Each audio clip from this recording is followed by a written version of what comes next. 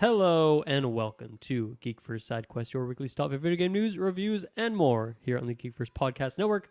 I'm your host, the adhesive hunter Dylan Musk, and I have with me the reborn Travis Snell for our third and final discussion here on Starfield. How are you doing tonight, my friend? I'm doing well. Is it?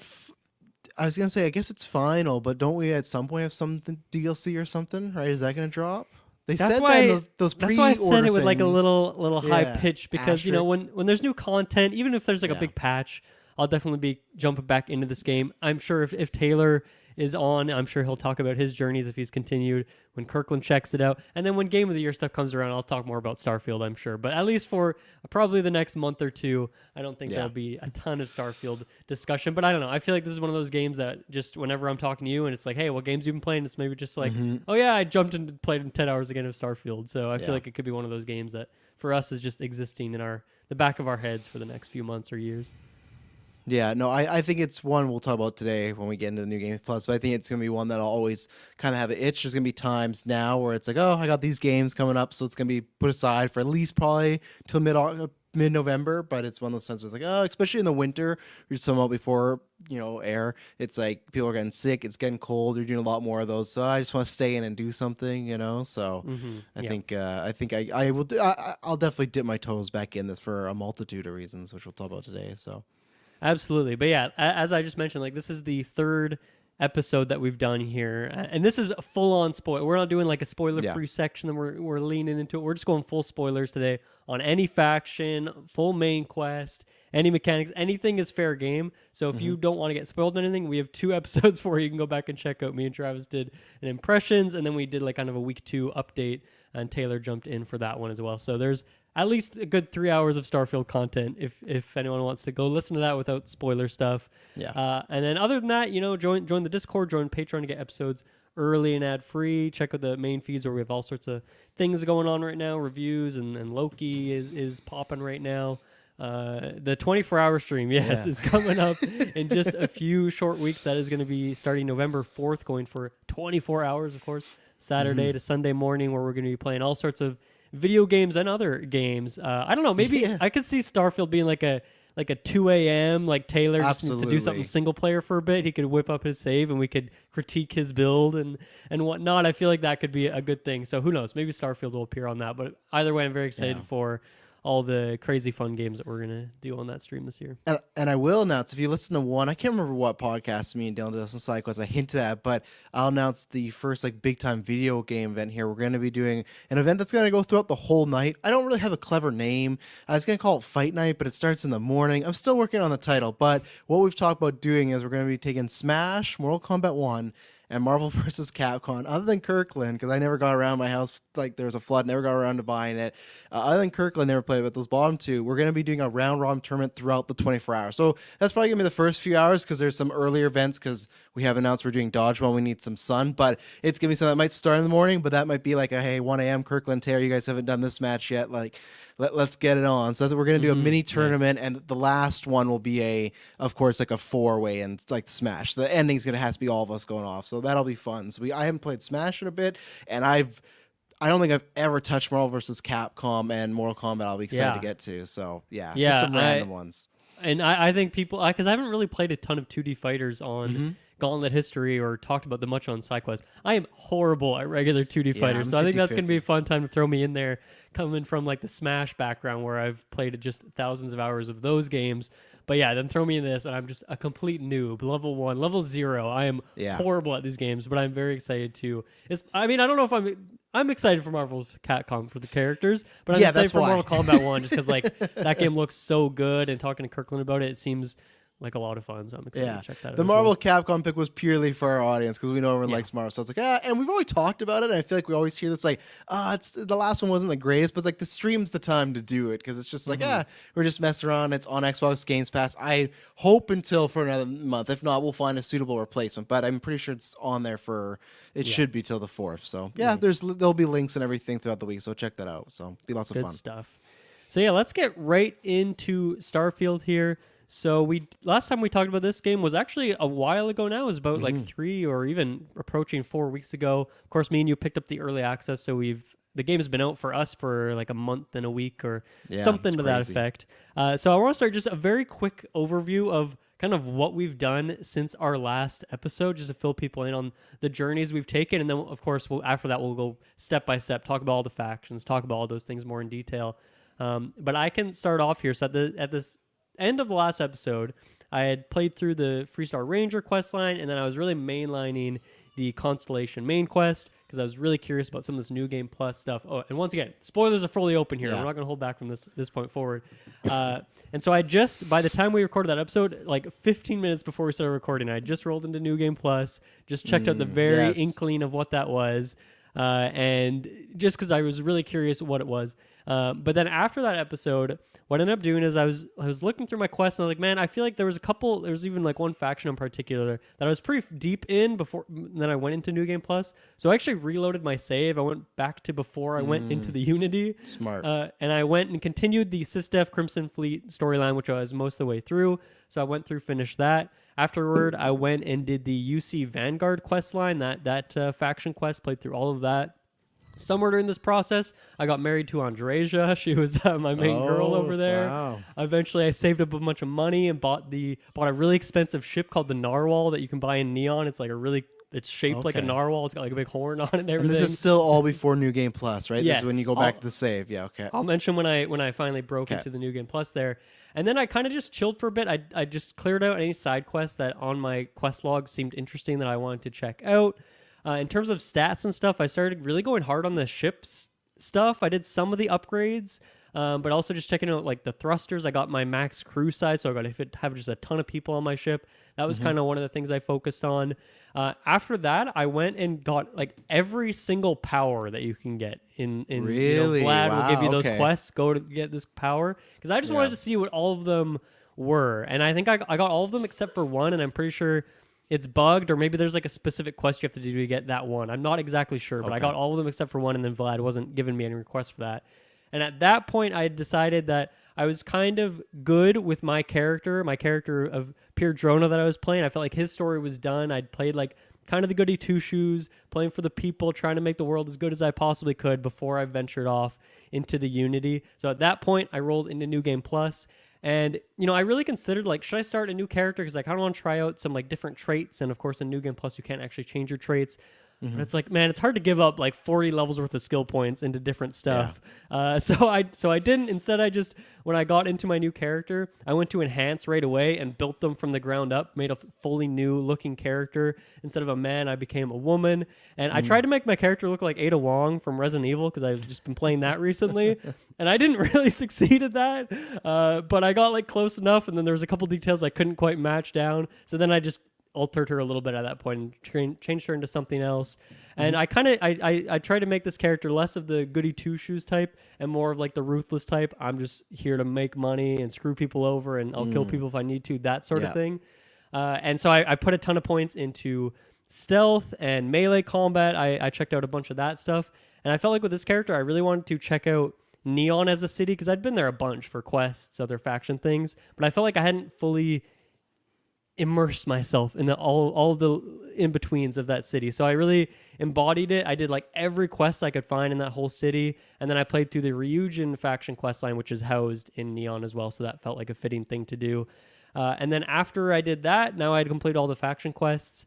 I just pretty much blasted through the main story on the second character to roll into New Game Plus 2 just to see what would happen there. And that's kind of where I've left off. I think I'm pretty much good with the game for now. I'm going to come back when there's more content, once again, if there's a big patch, or maybe I'm just going to hankering at some point. I'll jump back in, but I'm pretty good with where I've left off. I've done all the faction quest lines. I checked out that full relationship quest line with Andreja. I've done some other bunch of random stuff. Pretty happy with my journey. When I left off, I had 92 hours in the game. Level 54 was my character. So I feel like I've had a very full experience with this game now, and of course more stuff will come down the road. I think another time I would jump in is when I finally upgrade my PC, which I might do soon, and get some mods in there and then play the game again. And in that way, that would be one of the things I want to check out. And that way I could cheese and like give myself all the stats that I still want and still play on a new character, because you can do all that on PC. So yes, that's my long-winded journey after that. So obviously I put in a ton more hours since our last episode. But I know that you were at the end of our last episode. You were kind of like, I'm kind of good with the game. I'm going to put it back on the shelf. But then maybe in Discord you mentioned you were jumping back in at some point. So Yeah. I'm curious, what have you done since our last episode?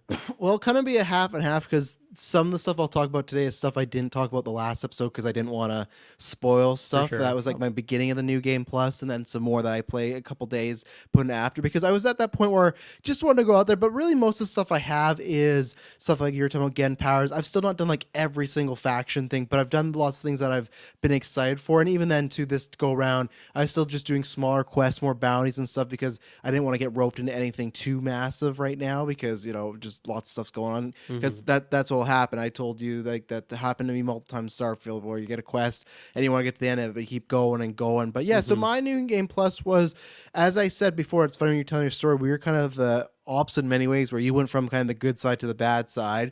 I went from the bad side to the good side. The first game I spent a lot of time in Neon City. So this game I spent a lot more just doing random stuff like you had done a lot of the bounty hunter stuff before. And I didn't, one, just because I didn't get around to it, but two, because mine was just completely glitch. I couldn't even get past to become a deputized like that. I couldn't even do that. So for me, what I did is I had the complete different, and I guess we should say in case anyone's listening, if haven't played it, they don't care. The new game plus is kind of, they present you this option where the Starborn say, hey, you could go into this new world. So it is starting a new game plus from the very beginning, but the idea is you are almost have like another life. Like if you believe in if you die and you're reincarnated, it's kind of like that, but you're the same character. You pick up at the very beginning where you were at like the mining facility, and you have a bunch of knowledge and you can make these choices. Like eventually you'll bump to some characters, and can you just play along with them, or do you want to reveal, hey, I'm from the future or from the past, whatever and stuff. So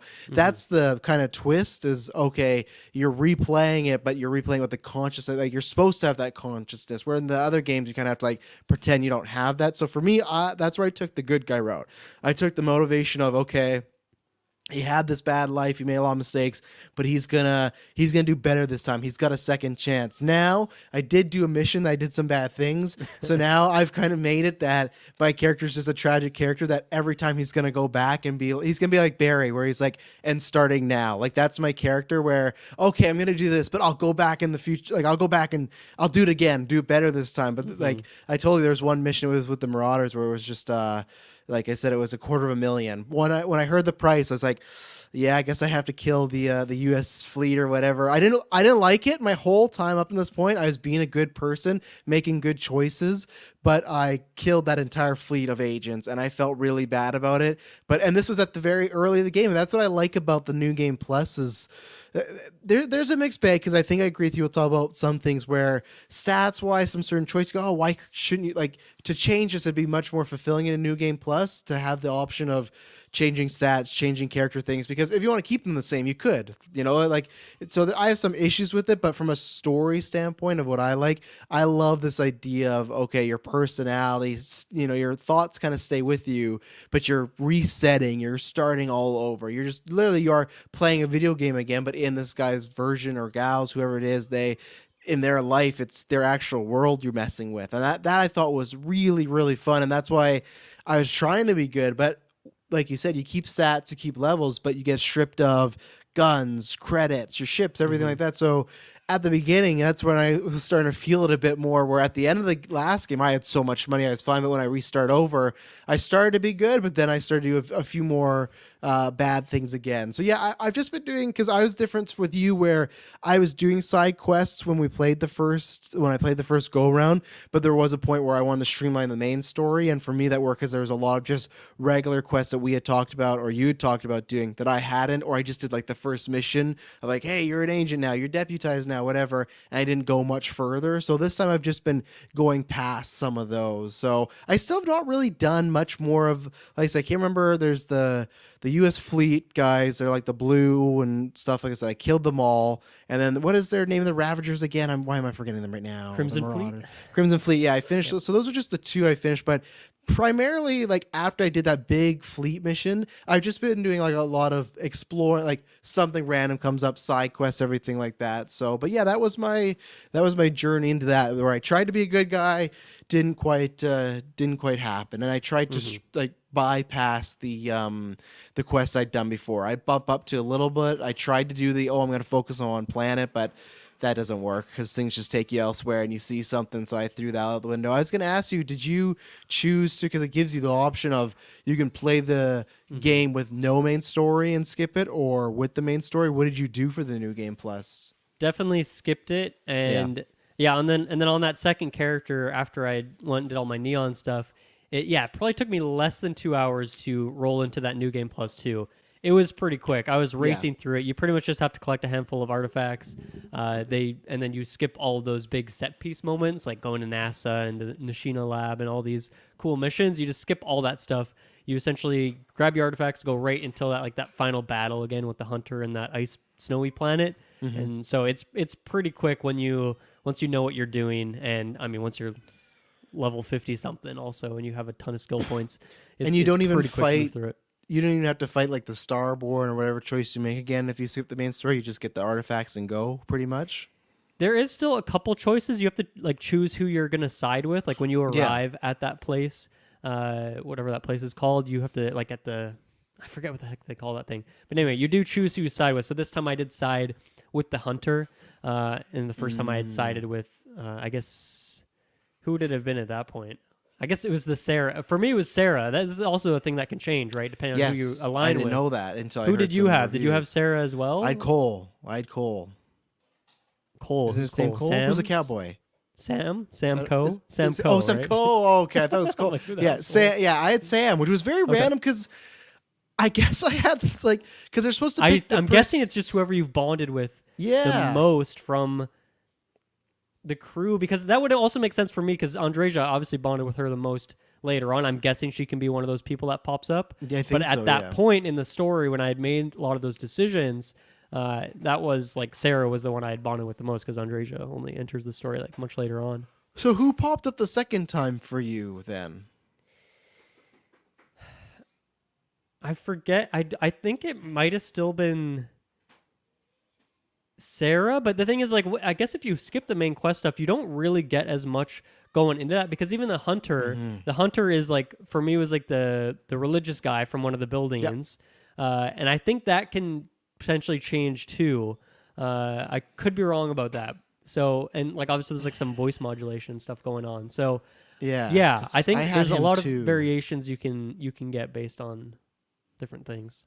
I'm trying to remember who because I think that church guy might always be one of them. I don't know if he's both of them, but I don't think he'd be the one you bond with. I think he stays as he would hunter, only ever be in that hunter slot. Yeah.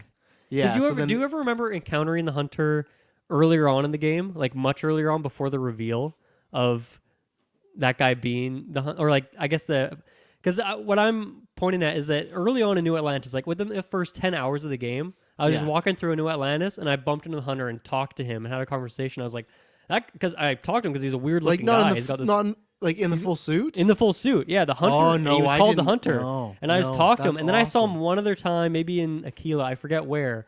And then he didn't pop up again until the end of the story, and that's when those reveals started happening. So yeah, the hunter can also pop up just randomly throughout your journey, and then I'm guessing I can still, obviously, that religious guy, he would still always be there because it's obviously not the same guy. It's a guy from a different timeline universe. I dealt with him a few more times because I think I did some side quest where I sold him a Bible or got him to read a Bible or something. Okay. So I had the reverse. I dealt with him more than the hunter, and that's it's fine because my character wasn't a religious character, but yeah, he gives you the whole speech about religion, why you should join it, stuff like that. So that's interesting. That's awesome. No, I think I saw now either I wasn't looking out for him and just saw. At some point saw a dude like that, but I didn't notice that. I think the only time that I saw Hunter was when the mission deemed it that you're gonna meet him here. So so I think some of those things would have more impact on a second playthrough. Obviously, if you didn't skip the main story and skip all those quests, and what you mentioned too of or you mentioned this I think in our last episode where it's hard to do some of those relationship things again, especially with someone like an Andreja or I think Barrett, maybe even Sam, don't show up at Constellation until we've done a few quests. So if you skip the main quest, I don't know if they would still just pop up there at some point and then you could bring them on your journey, and that way I don't know if they do building the affinity. I think I feel like I heard someone that also Andreja that they're triggered by a main quest thing, and it's Right. not. I don't think His big there's certain intro. characters. Yeah, there's certain characters you can't get. So because I know when I went to even like So in if your you, second playthrough, did you get Sam? Because I didn't get Sam because I went back to get I don't think I deputized. saw him. No. Yeah, I went back to get deputized because, like I said, that mission was glitched for me, and it does the whole thing where the sheriff's there and the bank robbery still having like that's Yeah. all the same, but no Sam. So I was like, oh, okay, another character that's like gone, which is again it still works in this because you kind of go, oh, in this universe they don't exist, but that's for me. I think my biggest disappointment with the new game plus is that aspect for me personally. Is the I hinted on it last time, but yeah, I just because I haven't looked. That was my mistake. I haven't looked because I was just looking at Reddit's the last episode because it was that early state where people said they didn't know if you could do it or it's just very hard. And either way, I feel like they should make it a new game plus because if you skip the story, they should boost those stats. Or if they just took it out, that's kind of disappointing because like then you can never have like a marriage relationship with anybody ever again. Yeah. Like, Especially because kinda all of them boring. have a quest line too, or at least those 4 that you can marry. Yeah. They all have like their own quest line. So I've obviously done Andresia's, but I haven't done anyone else's because I didn't like never built the affinity that high. And I don't know if you can get to a point where you can get the affinity high enough to do those quests without committing into a relationship. But at least with Andresia's, like her actual quest stuff where you go to specific places and do things didn't start until we were like in an established relationship, and then we could start doing that. And so I want to check out what those quests are. But yeah, do I want to redo the main quest again every Yeah. time? I guess that's just kind of what the choice is. Do you want to do the main quest again and build up your relationship with these characters? Then you gotta have to kind of go the longer way. And I guess that's fine. But because I almost see the new game plus rolling and seeing differences. It's almost like a mini game, you know. Like I guess that's one of the reasons where I think it is really cool, and I think it's a bold idea. Obviously, like Bethesda's never done anything like this. Like can't think of another big AAA game that's done I a don't think cool, so. weird idea No. like this. But then there is elements of the execution of it where I don't know if it's actually super engaging for me. And so one of the reasons I say that is because when I rolled into New Game Plus and I went back to Constellation, because sorry, have you rolled a second New Game Plus? Or you're still in No, that I first- haven't yeah. done. Because my plan was to play this one for a while and kind of do a Yeah. lot of stuff because I had skipped some stuff in the first one. So So the way I understand it is whenever you roll into that first New Game Plus, it seems like you'll probably always have that same situation where you go into the lodge, Sarah's there, you can talk to her and be Yeah. like, hey, I'm actually Starborn, I've figured out this journey, and then everyone kind of has their little reaction to that. And it seems like everyone will always have that version. But then once you start rolling into New Game Plus 2, 3, 4, 5, whatever, that's when you can get more randomization in terms of what you're going to get. And that's where you'll find a weird situation where maybe I've seen one where like who's Sam's daughter? I forget her name. Cora. yeah, I right? know. I've seen this Yeah. one too. So yeah. you can have a variation where Cora is a grown up now and Mm-hmm. no one else is that constellation. Or maybe I think there's one you can get where it's just Vasco and he's the only one there and everyone else is dead. And so you can Yeah. get these crazy things. But when I rolled into New Game Plus 2, there wasn't anything different. It was just Sarah again and it Oh, was the exact really? same dialogue. Okay. And it's like, okay, well, and then once again, looking it up afterwards, I'm pretty sure that at that point it's just completely random. So I guess one thing you could do is like have a save point right before you go into a Unity and just like roll it until you get a different one and like play around with that one. But it's like that doesn't really fit my play style. I'd rather just go through and have like a bespoke experience each time. But it doesn't really work that way. And it's like, well, I'm not going to grind another 2 hours to get through the main quest to hopefully get another new random possibility and then see what those things are. So in that way, like it seems like the first one is somewhat reactive to your choices in terms of who the hunter is going to be, who this person's going to be, who that person's going to be. But then afterwards, it's kind of just, a luck of the draw. Maybe you'll get a cool scenario. Maybe you won't. Maybe you'll get a cool scenario, but you've already seen that one before. And that's where it kind of loses me a bit, where it's a great idea, but it's just not something I, as a player, am ever really going to interact with in a major way, I don't think. So is it something though? Do you know if it's random or do you know if it's that you have to play the main quest? Because the way I'd heard about that first was because I had listened to Kind of Funny's review and because we had talked about with Greg Miller because he did it a bunch. Yeah. But he said that he replayed the main campaign because same thing, like Andrea gets killed, he married her as well, so he wanted to get her back. So I wonder if it's a thing that are you not, and I don't know this for sure, do you have to play the main campaign over again to get those changes? Because that's where you can kind of dictate the same way we go, oh, this person's hunter and this person dies, this person's there. If you just streamline it, You don't really make any of those choices. You don't make those big connections, which I'm not saying is a pro or con. I just think that I wonder if that triggers it more if you play the main campaign, because it almost says like an AI game has a better idea of, okay, we should change this and do this variation, because that's lame Yeah. that for you just got Sarah again. And it's like, because that same thing I wanted to, because I had heard about that. And I wanted to rush again. I'm like, no, I don't want to rush. I'll play. But I was like, oh, that's almost something really exciting. But I would be kind of bummed if, you play through it and it's just kind of that again. Because then that loses the appeal to me right there. Even if there's a little changes, that's fine. Because I still think it's a great idea. And like you said, it's. I think that it's always because I think there's been something that's mixed. Like Metacritic's like what? It's like Bethesda's lowest game since something, and it's like I don't think that's really justified. Like I think there's lots of good things in there. I know there's issues, but stuff like that, I feel like the New Game Plus thing's always that's gonna be talked about for decades. I think that's one thing that people. It's one of those things that why has no one else done it yet? And maybe there has, but I just mean even to this grand scale, right? How has no one figured out a time travel game or something? And so I think at least the idea of it, which I agree with you, there's some issues with it. The idea they're always going to get credit for a long time. So Definitely. smart on them. Yeah, and I mean to answer your question, like the answer is I don't know exactly, but I just know that I've from reading Reddit, which I don't know if none of this is fact checked. This is just people talking on Reddit. Is that there was a guy who was sharing his stats where he made a save like right before you go into Unity, into the Unity, and then he just kept rolling it over and over again. He'd reload the save, see what variation he got. And he just did that for like 2 hours to see like what the numbers were. And each time he was getting like some random different variation. So in that way it makes me think that it's not based on your choices, and it is just after New Game Plus 1, I guess. It's you just get a random one at that point, and then you can play out that scenario. But I don't know. Maybe those choices are based on what your first playthrough did. I'm not too sure, but I guess I wanted it to be a bit something different because it just seems a bit grindy, and I don't think it would be as intriguing to me if it were me making that save right before Unity, loading it to go see those scenarios for myself when I can just see that, oh wow, this guy on Reddit had some like crazy scenario. That's really cool that that's possible. But yeah, I don't know if I'm like truly going to engage with that system myself after today. I'd want that to like to me, I'd want it to be dictated by what I do, or even just like every time you go, it could be random, but it's always going to be random. Like you're gonna get that same one. If that guy saves a bunch, like it doesn't matter. You're always gonna get that result there because you made these choices. So that's where it's like it is a good idea, and that's where for me though, I guess it still stays good because I feel like I could do this playthrough and then I'd probably do maybe one more in my current like year or two, but then the next time I do this probably might not be for years from now. So as somebody that has like usually plays a game and is done with it, it kind of gave me that little bump of, oh, I really want to play through this again. So it to me, I guess it works in the short term better than the long term, but it's still better at the end of the day. I guess it's still like it is a New Game Plus, and they don't have to do that, right? They could have just went, here's New Game Plus. So no, that's why I called it like a mini game. Like to me, it's like it's a cool thing that exists in this world, and it exists kind of like a faction, because there is that full playthrough of Constellation, which I think is great, and I want to talk about some of those highlights for me. But then also, like if you want to just mess around with the New Game Plus thing, that's totally a thing you can go do and spend hours doing, and you'll potentially have a great time if you're interested in that sort of thing. For me, I'd rather go check out all these faction quests, and that's more engaging to me than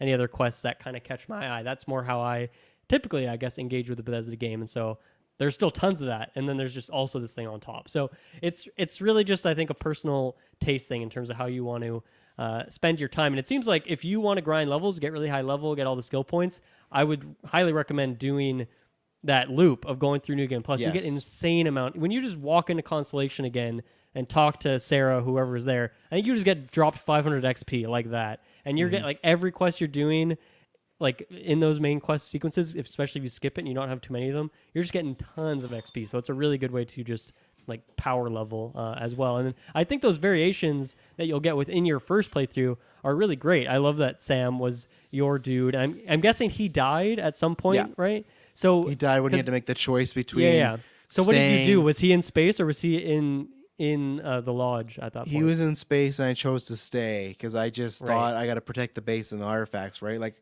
and it sucks that all those people up there on the ship, but what's gonna happen? Like, I don't want the bad guys to win here at the time, so definitely, yeah. So I like that kind of thing. That's super cool.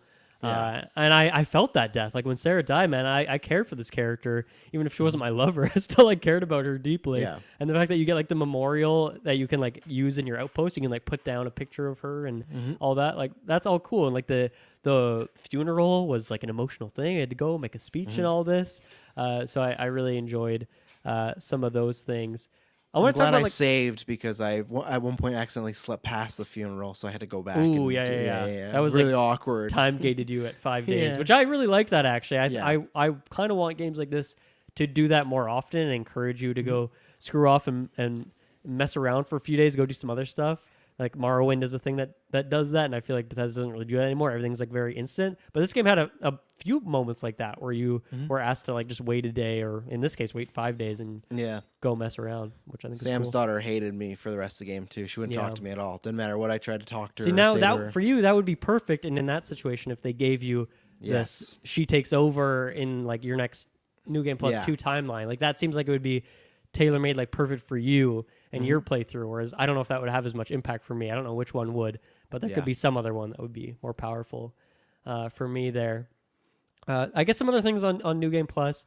The Starborn equipment you get is like pretty cool. I like the ship. I like that you get one of those. Ship's so cool. So Yeah. interesting. Even if you can't really like decorate or change it, I assume you can. Maybe you can make. I improvements think to I it. tried, and I don't think because you can't change decorations. I don't think so. I know you can't change the logistics of the ships. You can't Right. put new guns on and stuff, which I kind of like because I like every time you fly by, like, what is this tech you have? Like, no one questions. Like, they're not saying it's from the future, but everyone's like, just PCs or NPCs are very confused. Like, what is like, what the heck is this? And it's not like the greatest ship, but it is pretty. It's a good start ship. It's better than the Frontier, I want to say, right? Yeah, absolutely. It has like, and it actually has it doesn't go the fastest, doesn't have like a big space jump, but it does have like lots of, actually the space jump's high, but the attack like is actually not too bad. It goes It's out not really bad. fast, but it's not It too also bad. has like a dash where it like goes invincible and Yes. invisible for a It's little so bit. And cool. I don't think you can take damage during that. So it Yeah. like is a unique ability that I hadn't seen on any other ship to that point. You also keep, of course, your skill points. I like too that you keep your progress. Like let's say for laser guns, you had to get 50 kills to level up, and you were at 30. Like that number stays when you roll into New Game Plus. You don't have to do that stuff over. I was worried that research would have to be done again. So like, oh, I have to put these like iron and vanadium into upgrading weapons, and you go to those little research stations. All that stuff is kept, which for me, as someone who spent tons of playtime in my first playthrough, getting all the equipment and upgrades like maxed out, I'm glad that all that stuff stayed. I thought that was really cool. And then you keep your powers as well. And now I want to talk about powers a little bit because we kind of danced around this a little bit in our last episode.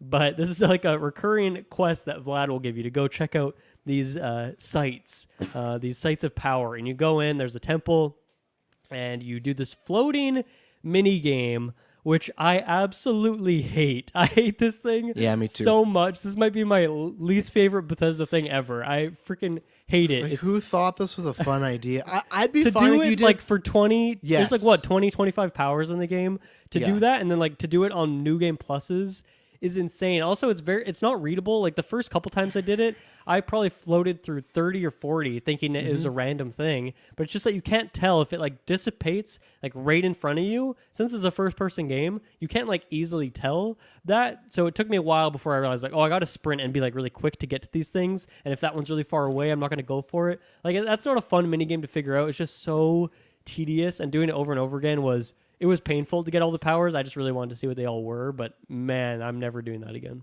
That's when third person was better for that because you True, got to good you point. could use a cam.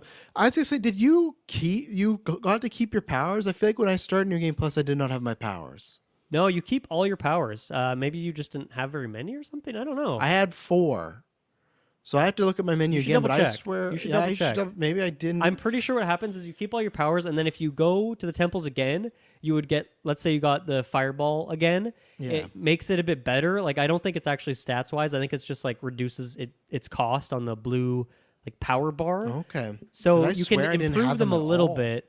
But yeah, I definitely have kept all of them, all Okay. 20, I'll have whatever to of them on my because I New had Game Plus 4. playthroughs. Because I was cycling, and I guess the reason because I wanted to get to them, but the reason was I really liked the first 2 because I had one that was pretty much just a force push, and Yeah. then the one I really like was like the anti-gravity one where you slam down and they start to Yeah. float, really fun. But then I got like 3 in a row that were like to me lame or I wouldn't Some of lose them at are all. so lame. Yeah, and so that's why I stopped with the powers for a bit. But yeah, I'll have to check. I can't remember.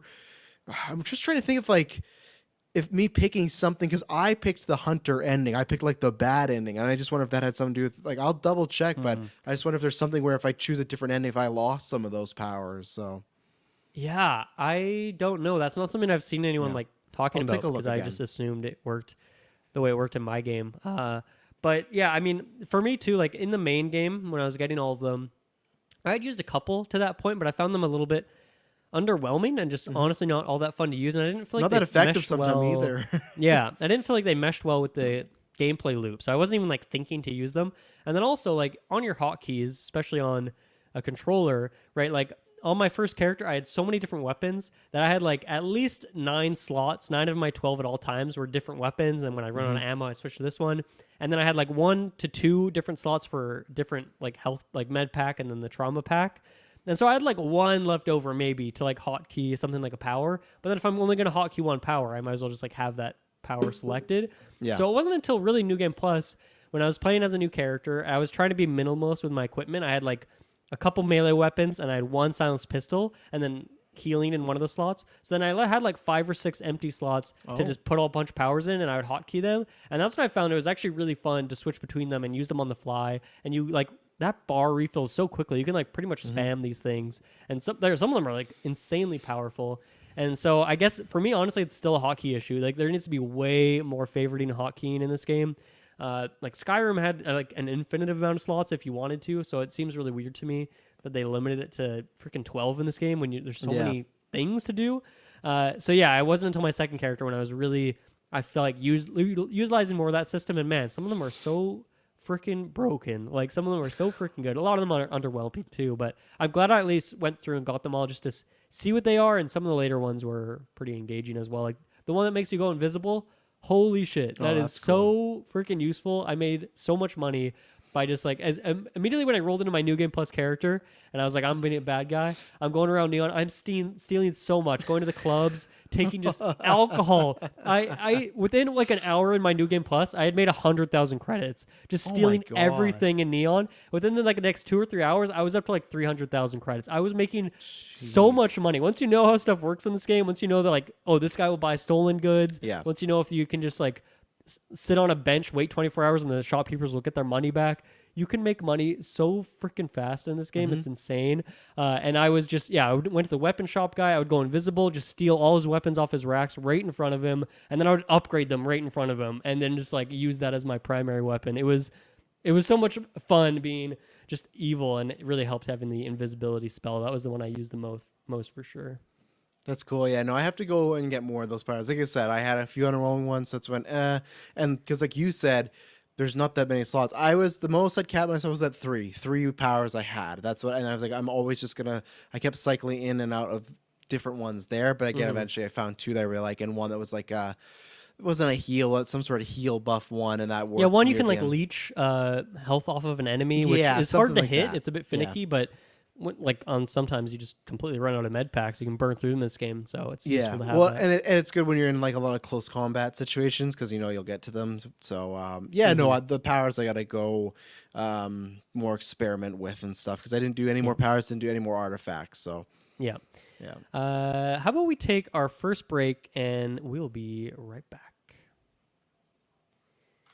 Okay, we are back. Some more Constellation stuff. I just had 2 quests I wanted to shout out that I thought were very cool. One is when you go to NASA. I really enjoyed this quest. It obviously like there's so much of the aesthetic of this game, and like even when you open up the game, it's like thank you to NASA for the imaging tech to get like all this stuff. Like obviously Bethesda and Todd Howard are big NASA fanboys, and so I feel like they really went all out on this location, and it's freaking huge and sprawling, and it's a really great dungeon. Tons of great just environmental storytelling in there, whether that's reading a terminal or reading a note. It's crazy that some of the stuff in NASA still works after everything Earth has been through. Surprising that's even standing, but for the element of actually going there and having a cool quest, I'm totally into it. So that was definitely a big highlight for me. Even like I think there was like a unique armor set that you can get there, like the old Mercury suit that I don't think I ever saw anywhere else. So there's some just really cool stuff you can find there.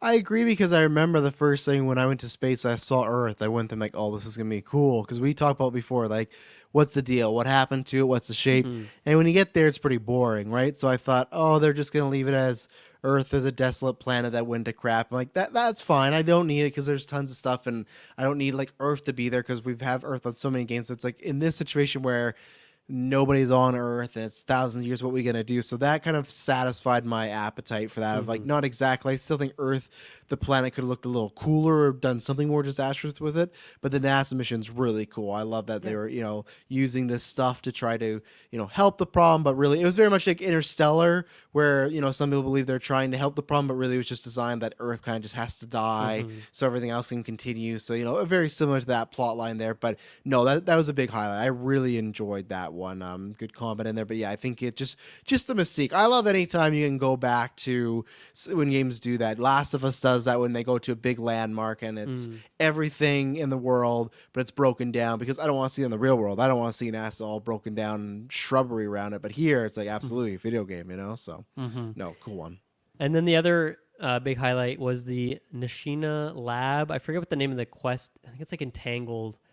That actually might be what the name is, but this is one where you go to, and it's like a normal looking lab at first, but then you end up like flipping back and forth through time, where there's a version where the lab was destroyed and there's only one guy left, and then there's I guess another reality where the lab is still there, and that one guy that you were seeing the other timeline has actually died, and they were able to, you know, siphon off that part of the lab, and everyone else is good. And so you're going through, you're flipping back and forth. So it's very much like similar to Kraken Slab, you know, my favorite Dishonored 2 level. Not quite to the same tier, because this is like one Bethesda quest and a game that has a million quests in it. And then at the end, you, of course, have a big decision of who you're going to save. And that's, you know, a big moral quandary that you have to deal with. So this was a real highlight quest for me, just because it was fun to navigate through it. I liked the kind of doomed world version. I thought the art design was really cool there. Yeah. And of course, I love a good moral decision at the end. Very confusing at times. Got lost in there a few times trying to make my way Definitely around. a puzzle. Yeah, which works for me in that one. Sometimes I don't like in this game when you are lost, because like I should be able to find these stores and shops just like that. I shouldn't have to be looking and making notes. Okay, you got to take it here, left here. But this is the time where I want to be lost. That's a mission that if you haven't played it, lots of med packs are needed, because you're going up against lots of bugs, and then you're going up against lots of robots. Luckily, if you can find the right computer and hack a bunch of stuff, it does make it easier. So I really like that. I love the idea of the flipping back and forth. I love the moral choice. Unfortunately for me, I accidentally chose the wrong thing, because the way they phrased it, I thought they meant another way. So I chose the guy that was dead, the one singular solo guy. I meant to choose the hundreds of people at the station, and I misread this wrong or something, so he got to come along. But he did become a companion after that, Right. so that was cool. But yeah, by mistake, I saved him and doomed a bunch of people. I also messed that quest up too, in that there's like, you know, the final section of it, you have to like flip a bunch of dials. Yeah, and I confusing. thought you had to like flip all the dials and then you would like make the decision, but it's like when I flipped the last dial and I was like, oh shit, I just like made the decision. Yes, that's what I did the did. same Yes. thing.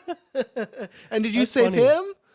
Yes, I saved him too. See? Which Yeah. I still felt like for the last like 10-15 minutes prior to that, I was still like racking my brain of like, man, what am I gonna do? Like, Yeah. I talked to the one leader and she was like, oh yeah, you should save this guy. Like, I probably shouldn't say that, but like, you should save him, which is like a pretty, I don't know, I guess she's a good person, but also like all these other people are gonna die. Like, it's no She matter made the how you decision for a lot of slice it. people. Very Yeah, no matter how you questionable, slice it, it's a rough decision.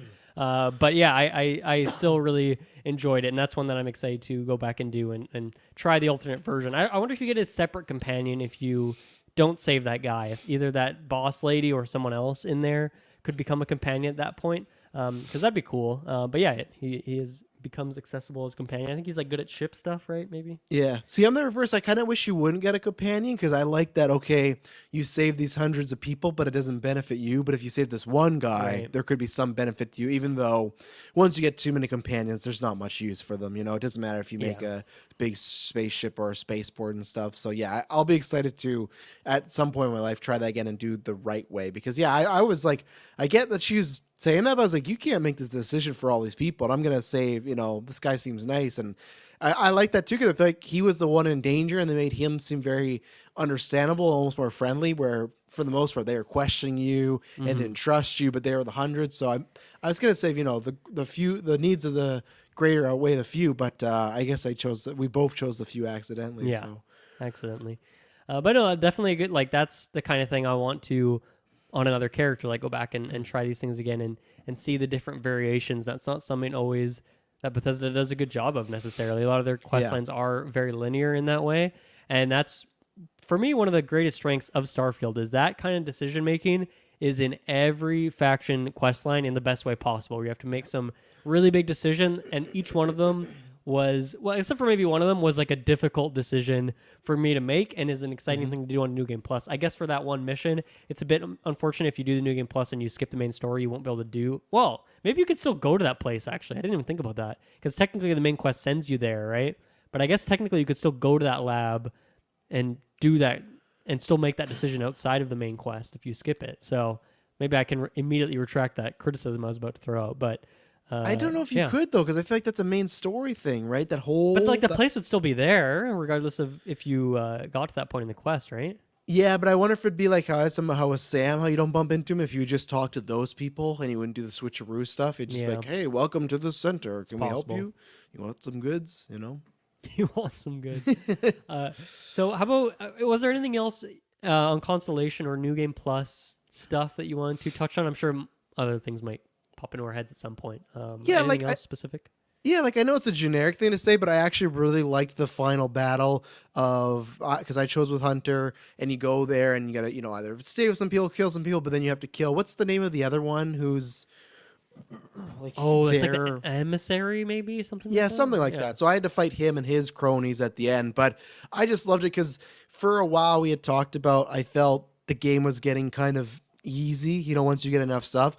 This was times where I was like, okay, I had like 30 med packs, but I went through them all. I went through Starborn I are strong. For sure. yeah, and I love that right before you get in there, like you fight some Starborn along the way, but you take this elevator down, and there's just like a wall of ammo and everything like that. And you kind of, in my mind, like, oh yeah, that's kind of fun. Like, and I did load up. But it's like, I doubt I'm gonna need all this stuff, but I got killed, and then I came back. I was like, okay, I really need all this. I'm strapping up, getting everything, taking a few extra grenades and everything. So, and I really enjoyed because I had my flight pack all the way maxed up. I got to some high situations because there was these times where I was like, okay, I think when I finished, I really only had one med pack left. I was like, I do not want to redo this all over again. And I just flew up high, and there was a lot of camping, a lot of using blocks and stuff, but I got there. So I appreciate that where it did actually feel challenging. It felt like, okay, I have to take on a lot of guys here. And it felt earned because I always want the last mission of any game to, if it's that type of game, you got to fight a bunch of people, has to feel earned. Because if it just feels easy, it just there's no lasting impression. So I like the setting. We've been in many caves, but there was something about it where there's just lots of jagged rocks. Like I said, you could jump on.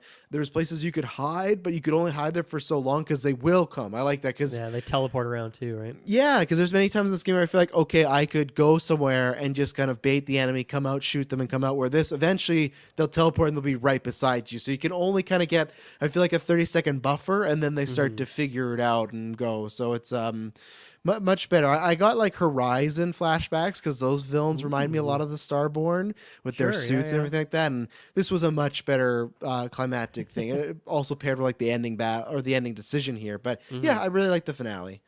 Yeah, I agree. And now that I've done it twice, I think it's a fun one to replay. And even I kind of forgotten like the later section when there's like all those clones of yourself that are fighting you, and there's just like one specific guy you have to take out. I kind of forgot about that, so I spent so much more time in that battle than I needed to. Yes. And I feel like it's one that would be fun to kind of optimize as you go through these New Game Plus playthroughs and try and speed run it as much as you can. But of course, there's all sorts of different sequences, and you can go in and maybe hack some different computers and things like. It's just a really good epic final conclusion. So I definitely agree with you on that. Maybe we'll move on then to the SysDef Crimson Fleet storyline. So we talked about this a little bit in our previous episodes, but this was definitely one of the highlight factions for me, if not the highlight. I don't even know where to start. I guess, since we're full spoilers, I just want to jump to maybe my highlight of it was that so much of the quest line is building up to Crick's legacy and going to see what this where this derelict ship was within like the atmosphere of a gas giant, which I really wanted to go see at this point. Of course, can't like land on them or anything like this. Oh my god! But yeah, all the setup, there's tons of setup getting you there, and like having to put different modules on your ship, and then going through is just like visually such a cool area. Just seeing that one ship just kind of floating there in the distance. Yeah. All this like kind of atmospheric pressure and solar flares, whatever the hell it was, electricity flying off, and you just like barely make it there in time, and then going through this ship, and for the most part, like there isn't any combat in there, right? It's just like environmental storytelling and just reading all these different notes. And I got so engrossed in this story, just going room to room and just seeing like what happened to these people, finding out these little like relationships that were budding over time. This one guy who trapped himself in the bathroom because he had like gone crazy and he just wanted to isolate himself, and you see what he did to himself, which is pretty traumatic. And just like, going through that, like there's no food anywhere, and they're talking about all the rations. And I like that they actually went through the detail of like, oh yeah, you can't just find freaking ramen noodles in this crate over here because there was nothing left on this ship. And I just felt like all the storytelling in there was so freaking good, and it lived up to the hype. So obviously there's tons of highlights in this whole quest line, but I really, really enjoyed that one because I think those are some of my favorite moments in Bethesda games, is the quieter things where there isn't a big battle. It's just you uncovering the story, and maybe it's a story that happened hundreds or decades ago, and you're just going through and kind of trying to figure out what the hell happened here. It was just really, really well done. This was the one that, so I did New Game Plus, and I was good to be done because we were doing that second review, and I was like, okay, I thought they played enough, played around with it, did little changes here, enough that I felt okay. I've sunk enough time that I can confidently talk about this. And this was the one. I guess I've not played all the faction ones like you have, but even then, I've always started like a mission and then done one or two, and it always like go break in here, go do this, and I'm sure it's gonna lead into something, right? But as far as the ones that had me hooked, I feel like you play, you meet the pirates, and again, because this can happen different ways. I think you can find it naturally, you can find it to just volunteer to be a rat, you can get arrested and be a rat. So I love that there's like 3 entry points into this. That's very cool. Yes. But it's like you do like 1 or 2 missions, but then I think it's the third one or even the second one where they start to talk about this fucking crypt, and it's just like, okay, like what is this deal? And this is where I know they're different teams, but even the top power will have something to do with it. This was the first time where I was like, okay, something like they could cook with that Indiana Jones game over there. I know it's not the same people, but because this felt like, maybe because we did the retro movies, but this felt like an Indiana Jones movie in space. Now, it took a lot to get there. There's tons of missions you have to do, because every time it'd be like, we're ready, we just need one more part, and you get the part that'd be like, oh, this part's half broken, we need the nether thing to fix it, and like, oh, and then you have to go back and report back to the other guys as oh well. My god, yeah. And like I said, you have that lady who's like, how can we trust him? I end up killing her. Actually, I arrested her. I didn't kill them, I arrested her, but like a pirate arrest. So she's in like the Crimson Fleet, so it probably might be worse than death. I don't know what's going on. She escaped in my by the end of mine. She's just off. She? No one knows where she is at this point. So I don't know if that actually ties into something later on, and she can show up again, maybe in a random event or something. But she somehow snuck out of there, whereas Delgado, he went down. Okay, I think that had to do with my persuade, because I had a conversation with them and I persuaded them to do something, and they both kind of just gave up. And because it was something like I lied to them about a ship exploding or something, like more innocent people were going to die, and they weren't, but I got them. And again, my persuade was up. So, but this thing, even though it did take a while, and it probably was just because when I replay it might not feel that way. It's just because I want to know like what was at the end there. Was it fake? Was it a phony? And like you said, it delivers. Not only just these little things with the ship, the actual when you get to like all the lockers, because it's so great where early on in one of these missions, you get to one of these like space. I can't remember the technical term for them, but they're like I'll just say there's a space safe, and you get them, and it's worth quite a bit of money. It's like 10 grand or something like that. So I remember when I looked at the Reddit, people were like counting all the things and trying to figure out how much, like if this crate was worth this, and the ship has this many crates, how it would be. I think people came down to be like 11 to 13 million dollars or something on their credits. Nice. Yeah, so like that's where I want to get to that, see this, but it felt like Indiana Jones things where it's like you got to get the part, you got to meet a guy, you got to maybe kill Captain or rest him. It's up to you because they give you that optional, that one guy where you could just kill him. Like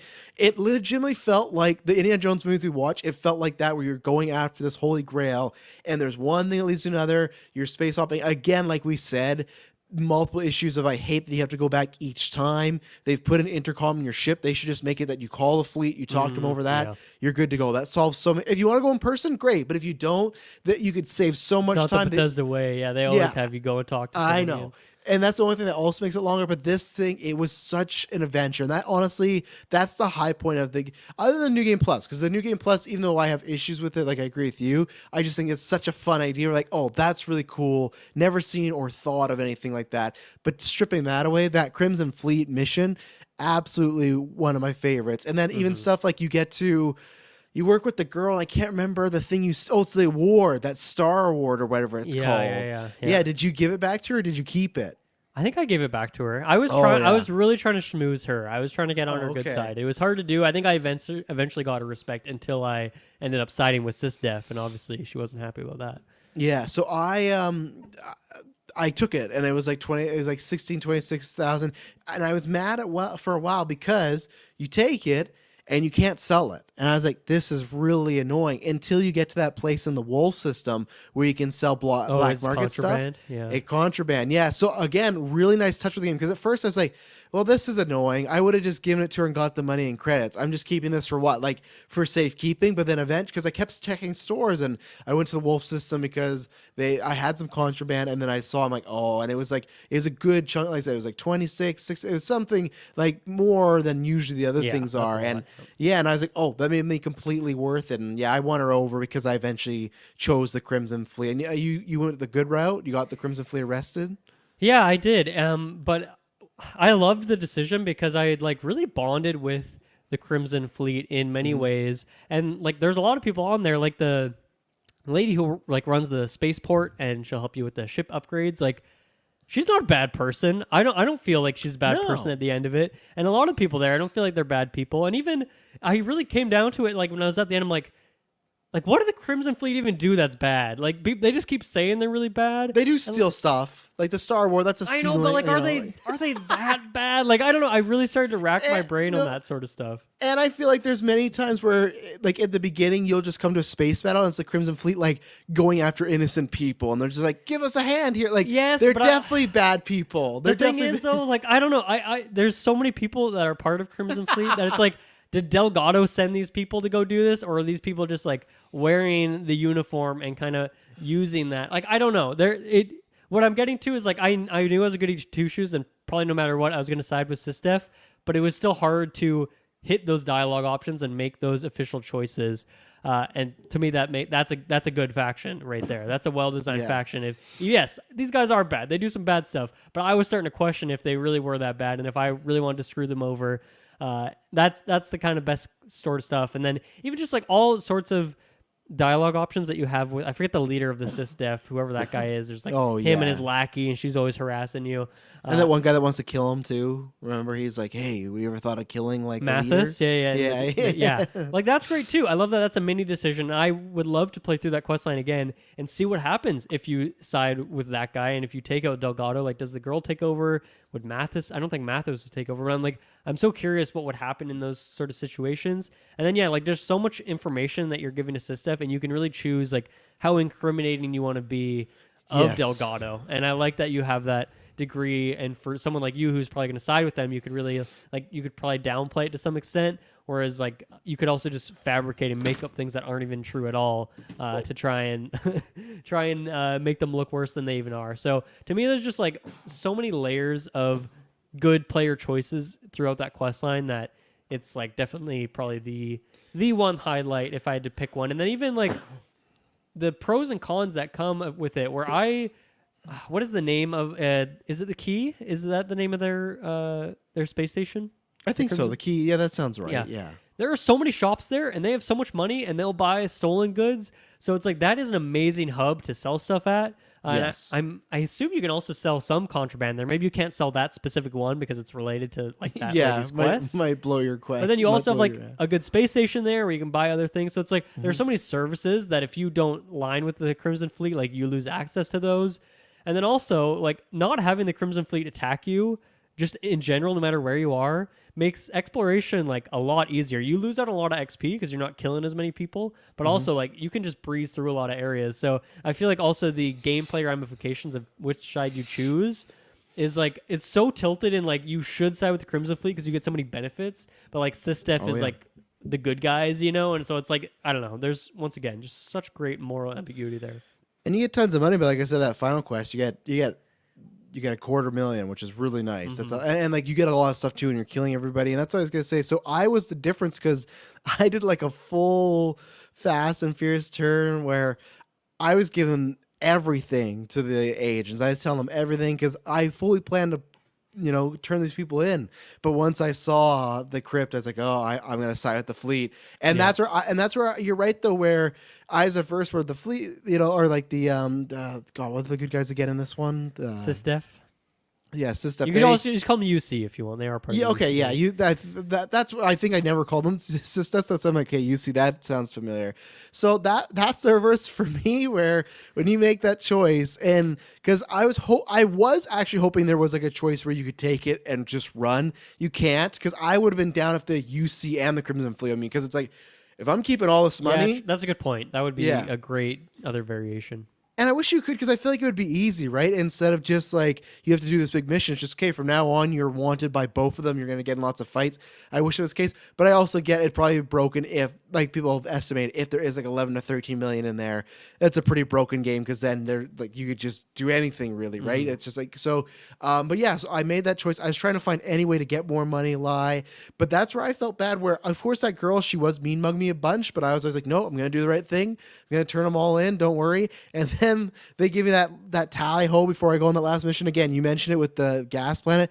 I had to go back at least one time to upgrade my ship. It was not ready for that strap, because Right. also you can't use the Starborn. You have to use one of your other ones. And I had bought one, but yeah, I had to buy everything and put as much in the engine as possible, because I kept getting close, just kept blowing up. And I was looking into like guides and everything, and people had the same thing. Like, I still haven't got this. I'm like, okay. Thankfully, the ship that I got from completing the Freestar Rangers quest line, you get a ship like it's called the Star Eagle when you complete that quest line. Okay. And it's like a really, really solid upgrade. And I used that for most of the game until I started putting all my points into thrusters, and I could get like C-class ships. And then I bought like the highest end, like 400,000 credits Narwhal, which was just crushing it at the end of the game. But yeah, like that Star Eagle was great, and it was especially useful in that quest line, because there's also a ton of space battles, especially that ending space battle.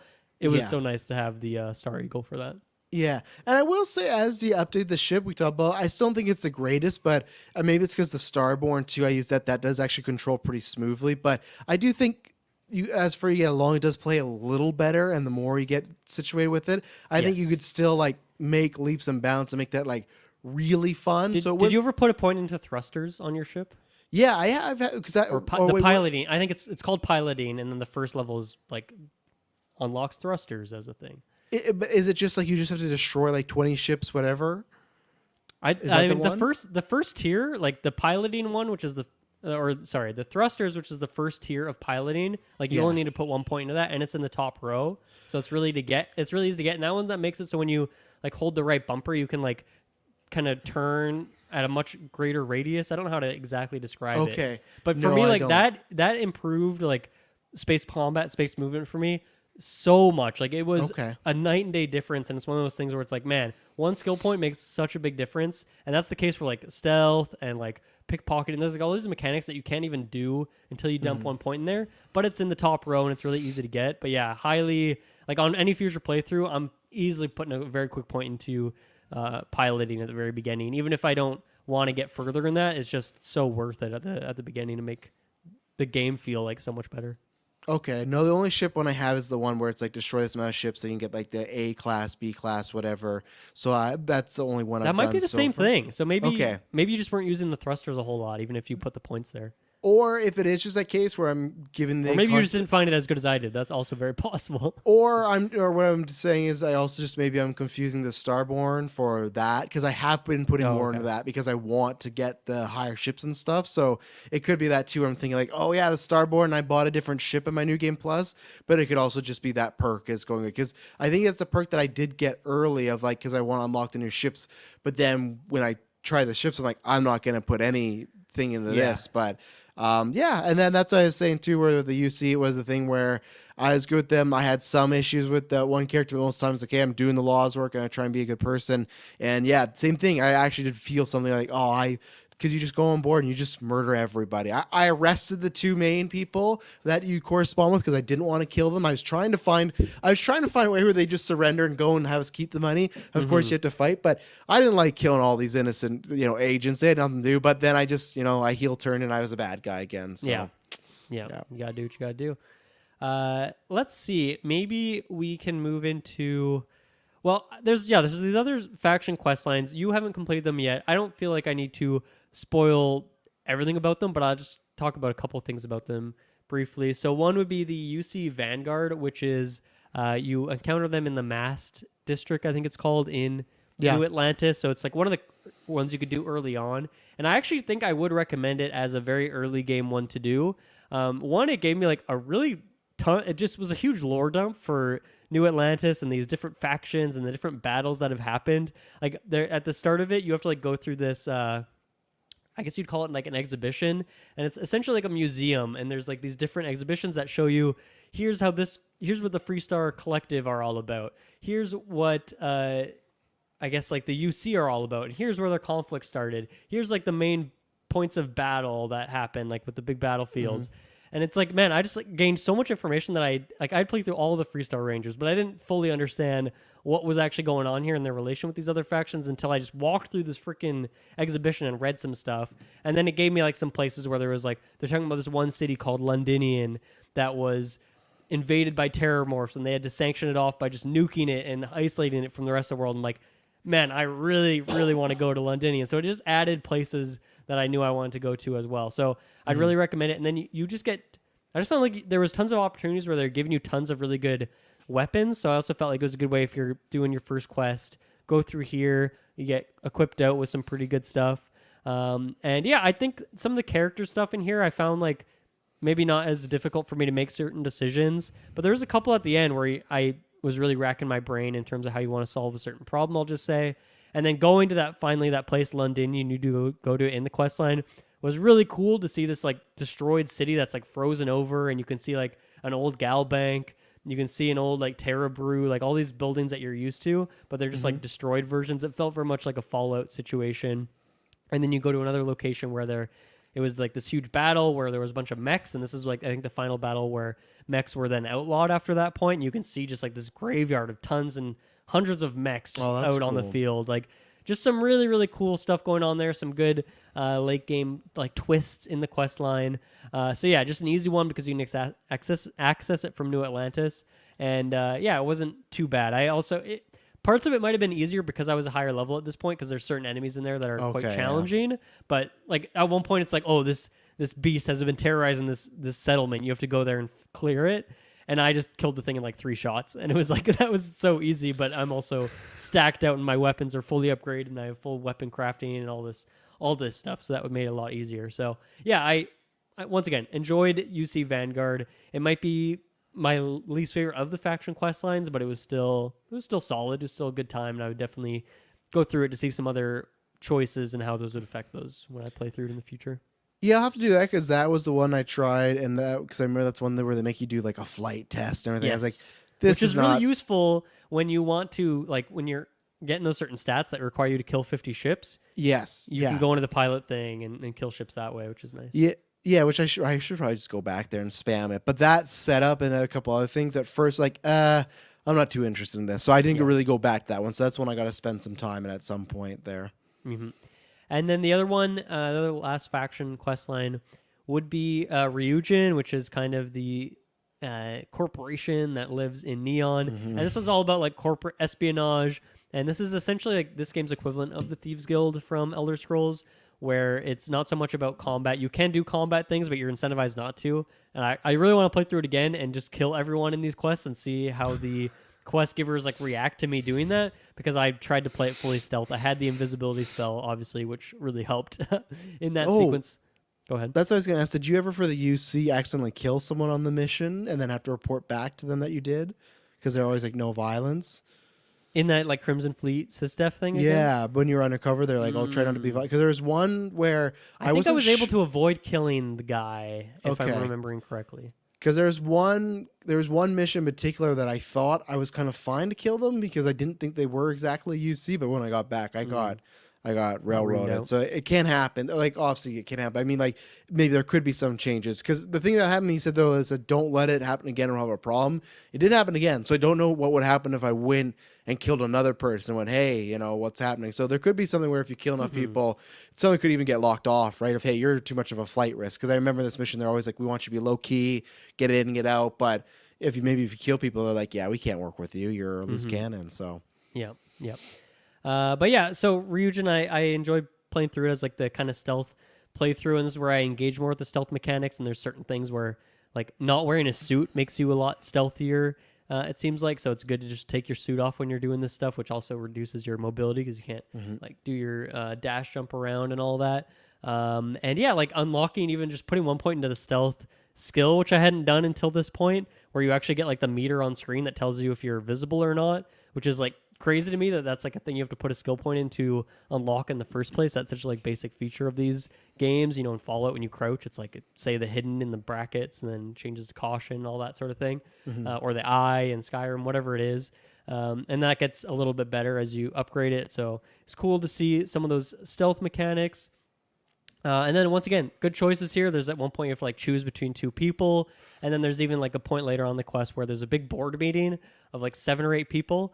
And before this board meeting, there's essentially 2 events. Like, do we acquire this company? And then there's like this other like, do we release this experimental tech? And you can kind of go around to each person before the meeting and talk to them and try and convince them one way or the other. And then eventually in this meeting, everyone's going to have this conversation trying to determine like what we should do with these things. So once again, just some good decisions, things that I'd be excited to try again in other playthrough. what'd you end up picking? I did not want to release the tech because I Okay. found that it was just way too powerful. It's essentially like mind control. So I was like, this is not ethical in any way. I would have released that tech so fast. You would have on your character, on your bad guy character.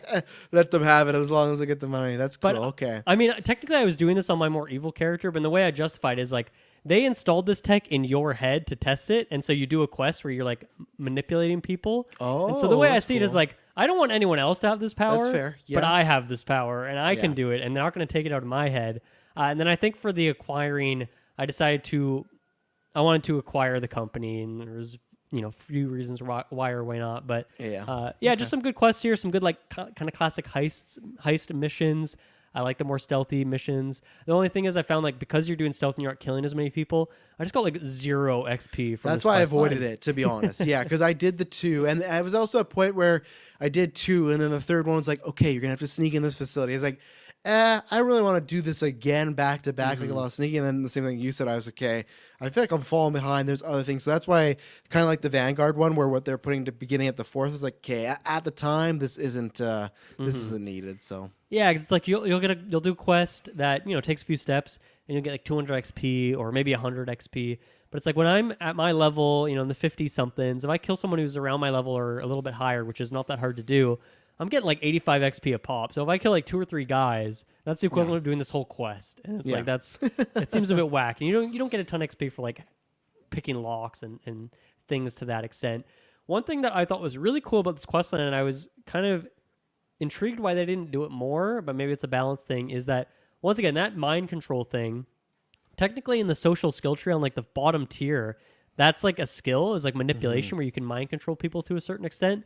And so when I did that quest and they installed this chip in my head, it actually just gave me a skill point in that skill. That's cool. Yeah. I like that. Yeah, that's Really cool. So I'm guessing too, I love even when if you games do that. Yeah, even if you were like if you hadn't put a single point into social, I'm guessing you'd still be able to do that. and it would still put that point there. And I just thought that was really cool, and it made me think of like, man, what could be some other ways of like that flight test that you do in UC Vanguard? Like, what if that actually like, gave you a skill point in that rather than just like giving you the opportunity to kill ships that you could like level up the skill? Or I don't know, like what if there was Same thing some in, like, guy, pickpocketing, some if you sketchy did it- guy, some guy who's like, oh, I'll teach you how to pickpocket. Let me show you how to Yeah. do this, and you do like this little quest, and then like puts a point into it rather than just giving you XP that you then put into it.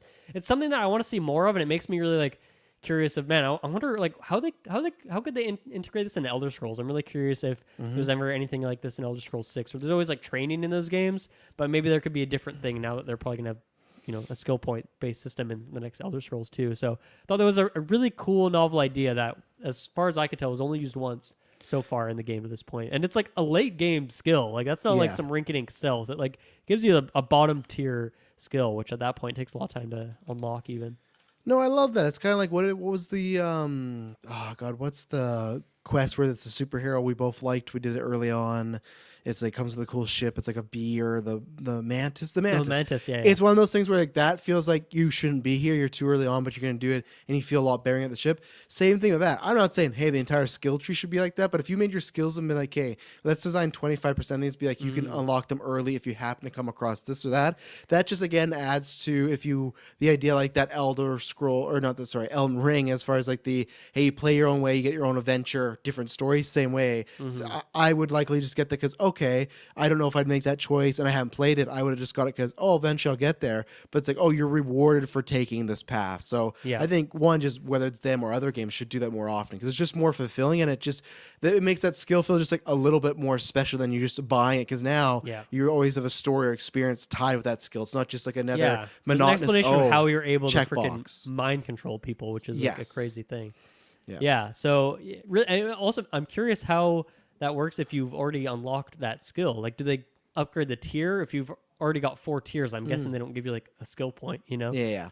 So it seems like it was perfect for me, someone who had not put a point into it, so it felt extra satisfying, even though that was pretty high level at that point. Maybe okay. Let's take our next quick break, and we'll be right back to talk more Starfield. All right, Travis. I mentioned that I married Andreja in this game. That was my partner for my character. Thank you. And yeah, I really enjoyed this kind of mini quest line that you get to do. I feel like it took a long time to really build up the affinity with her to get to a relationship when you make the commitment to each other, and then later on to when you actually get to the point of marriage. And Andreja, like a bunch of really interesting stuff is revealed about her backstory when you go through this. Like you find out that, spoilers, sorry if you don't want to hear this, that she was like grown up as part of the Varun, like House Varun, like that crazy zealot religious faction that's like not accessible. Like you can't find like a physical place of theirs. There's some Varun like marauders you can fight and whatnot. But like I found that was really interesting. And then she came from this whole other background that has just a totally different perspective on what relationships should be. So that's a large part of the relationship, is like discussing that with her and what it means and how we can make our relationship work, even though we come from like different backgrounds. And it makes me curious too, because one of the traits you can get at the start of the game is to be like part of House Varun. Like you can make that as part of your backstory. So I'm curious how that would affect that faction questline, and if she would see that as the differences, or if you're now like on the same page. So I'm curious if there's that kind of level of detail. I think there would be, just because people make other comments about where you're from, or even if you say something. So I think there would be. Obviously, you'd have to test that, but that's great. I think I was on my way to Sarah in the other playthrough, but I didn't go that way. And then, like I said, in the New Game Plus, it's kind of tough to achieve. So that's awesome, because she had some mission where it's like, oh, I want to go back to my home and we'll meet this teacher or something like that. So it's like, okay, this feels like a very personal quest, but never did. I have it saved, so I can always go back and do it, but I probably won't. I'll get back to Sarah one day. So yeah, no, I definitely want to go through, see the other characters' faction quest lines. And then I decided to talk about this because it's so goofy in this game, is like the sex mechanic, which is essentially just like if you have a companion and you're married to them and then you sleep in a bed, then like they will sleep with you. And there's no like visual for it. It's just like you wake up and then they have some like stupid quip of like, oh, that was a really great night, wasn't it? Or, Yeah, it's always it's very something like like Grand very, Theft Auto 4-ish, like Nico Bellic and and whatever lady he'd And do I it didn't with. know how this worked at first too. Like I thought it would be like you would choose to do it, or like if you're in a room with a bed, you can talk to them, and then you can like choose to go to bed. But it's like no, like they'll just immediately hop in bed with you if you sleep. So the first time it happened for me, I was in my ship. Freaking Cora, Sam's child, was like 2 feet from the bed. I just slept a heel, and then like Andreja has her little quote of like how we banged for the first time, and I'm like, "There's a kid standing right there." So it's very cheesy, very goofy, but once you do it, you get like a XP boost for the next like 15 minutes. You just there get you like go. more Good. XP, and it like every time you sleep, it like resets that. So we were constantly banging just because I'm like, I'm gonna take this bonus XP any chance I can get. I don't Oh, care yeah. if 4 or 5 companions are around. I'll sleep in this bed, or if I'm in the middle of this random base in the middle of battle, I'll sleep in this bed. We'll do it. Why not? I'm gonna get the XP boost kind of We thing. might So die. it's very goofy. It's very silly. I honestly would expect no more, no less from Bethesda. But I think the element I really enjoyed was actually the relationship building element of it, because I feel like in Skyrim there was a marriage mechanic, but I think I feel like there wasn't really quests involved with it. It was much more superficial than this. And this is maybe once you get to that point, it's a bit more superficial, but actually getting to that point and doing the faction quest line I found was particularly intriguing. Like she took me to some special place that meant a lot to her growing up and gave me this special relic that I could put in my house. So it was all very cute and wholesome, even if there was some weirdness involved with the whole thing. That's good. Good. Yeah. Do you have any other quest highlights that you've done? Anything we haven't discussed in these episodes before? No, I think the only two that I've brought before, I just wonder if you ever come across them, because I know Taylor randomly came across it when he was first playing through. It was like that alien kind of one where you find a ship randomly in space, and the crew, you like get to look at their logs, and it just says they're all deceased, and you're kind of making your way down to the basement, and something's in the basement. Did you ever play that one? I don't think I have yet. I don't think I've seen Yeah. that one It's a actually. random one, and have you ever come across the AI one? The same thing, a random ship in space where there's two gentlemen dealing with an AI machine, and it very sounds like similar where that one you're talking about with the hacker one, where it's like, oh, this tech, you can make a choice, but you don't know what's out there. There's a certain choice with this one where you're like, okay, this could go good or bad, and I don't know what the other result is because I kind of shut it down. But yeah, those are two that I still recommend a lot. The AI one's like a very good kind of, obviously very current right now, but just it's one of those decision things like, hey, what do I do there? And the other one's just a good horror one. So I was kind of waiting to see if you'd come across those. I like lightly mentioned them last cast, but Yeah, I don't think I've one bumped into day. those yet. Yeah, because those are They both just random events, right? yeah, those are just both random ships in space hanging out. So it's not like I'll point you here. It's just Yeah. you come across them. But yeah, they're really fun. They were good times. But yeah, other than that, no, this go around for the Get and Refresh was just a bit more, like I said, just generic hunting, doing a few more things, just getting affiliated. But no, I think I've shot every major quest I've done. That's tons of fun. Gotcha. Yeah. Yeah, one of the other ones that I've heard like on every podcast, someone mentions this, that they've found like this granny in space who like offers you to come on her ship, and she like makes you a meal, and it's like this cute wholesome thing. I've heard so many people mention this quest, and like for them it's like some really special cool thing, but then like every podcast seems to have this person who's had this quest, and I still have not stumbled upon that one. So it's interesting, like the random generation of these are handcrafted quests, but you just who knows how the hell you find these things. I don't know if there's a guaranteed way to find those ones you mentioned, the one Taylor had, this granny I bet one, you I'm not could. sure. You probably just gotta go in the system and like go around it. I'm sure Maybe, you could come yeah. across it. But I feel like That I've been granny through like one- those basic systems that Yeah. people would be encountering, but I don't know. Maybe you just have to go in a certain orbit of a certain planet. I Well- don't know what causes it. That's where I feel like I found the most, because I'm not sure you're talking about how you had a better ship. I found a lot of those when I was just trying to jump to another one. So it's one of those where it's like there's Right. 12 planets in between, and they go boom to boom to boom. That's where I found a lot of those. So they might not even be in the main quest or a side quest where they're going to take you there. It's just, I randomly was there because I had to get somewhere else. And that granny one, I feel like I came across, but I didn't do. I feel like it's in my side quest things, because I heard, I'm like, I don't got time for this like soup business, but that sounds familiar. Yeah, maybe we I have talked it in about but- activities. Maybe I need to like Yeah. look through, and there's a certain name in there. Yeah, But which some could other be. some other highlights for me. Anytime I found like another colony of people, like a smaller town, was exciting thing for me. So one, I went to this random planet, and there was a rehabilitation center there where they were just helping people rehabilitate, and like they're still building it out. Like there's a couple kind of outside modules, and like in the side of a mountain they were like kind of building the rest of this thing, and you go inside and it's very much like DIY. They're still building. There's like scaffolds everywhere. They're building out the walls. And then, there's this whole quest line where some guy stole something and ran away to these mountains nearby. And, not the most exhilarating quest design by any means, but it was still just cool to stumble upon this place that had a bunch of characters, and there was this kind of conflict going on. So I went and saved the day there. Another one that I think is probably going to end up being a highlight for a lot of people is there is a colony of clones, clones from old Earth. Really? And there's like a huge decision that you have to make here, where Amelia Earhart is here. There's freaking Theodore Roosevelt is here.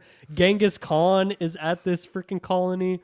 And you go through and you do some classic quest stuff. And you get to a point where you get to choose all three. There's like different leaders of this. So Genghis Khan, one of them. Theodore Roosevelt's one. There's another lady. I forget her name. And they all have their reason. Like they were given this mission essentially, like when they left Earth or something like this, and you find out a bunch of lore about like how this cloning works and how they like die and then come back to life and they like get some of the memories. It's a whole bunch of crazy weird sci-fi stuff going on. But you get down to the end of it and there's like three faction leaders within this colony, and you can choose which one you want to side with, or you can choose to side with none of them. And so this kind of feels like in that way that SysDev Crimson Fleet like makes you choose one or the other, and you kind of wanted that option to like go against either of them. This one gives you like all the options possible. You can really choose whichever way you want. So that was definitely a cool quest. It bugged out a bit for me in terms of people trying to fight me and kill me, and so I ended up just slaughtering this colony. Oh no. And then some of them came back to life, and it was a whole mess. But, it's one of those things where I'm like, okay, this isn't a faction thing. I can just come back here on any playthrough and, like, try this again and try different solutions and whatnot. So, I don't know. I didn't really get that mad about it, but it did bug out a little bit. It was still a very cool and weird thing to stumble upon, though. Yeah. It kind of felt like... That's cool. That sounds really cool. Yeah. It felt like a bit Fallout-esque, right? Because they're always talking about, like, presidents, and there's maybe some weird clones and stuff going on in that game, too.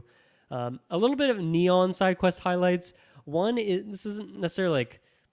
riveting design or anything, but I like that when you get to Neon, like all the different shopkeepers there on like the main strip all kind of have like their different quirks, or some of them have like beef with each other, and there's this kind of quest, some simple quests you can do where you can kind of get them all on the same page, almost like forming like a union. There's one guy who owns like the rock shop, like the mineral shop, and he is like having all sorts of issues with his shop, and there's like this whole side quest you can go on trying to put up some posters for him. You can talk to this one lady and try and bring some business to him.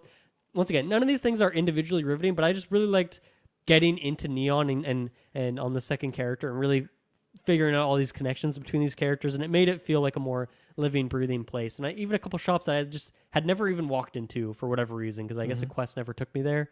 But I really enjoyed my time messing around with Neon. Yeah, I was more the cutthroat guy. I kind of put them against each other. I was just using them and stuff. I had a big falling out with that guy and his wife. I helped him at first, but then he was just kind of, I need some information. He's not giving it to me, so I had to threaten to hurt him. I didn't like it, but I had to do it. So.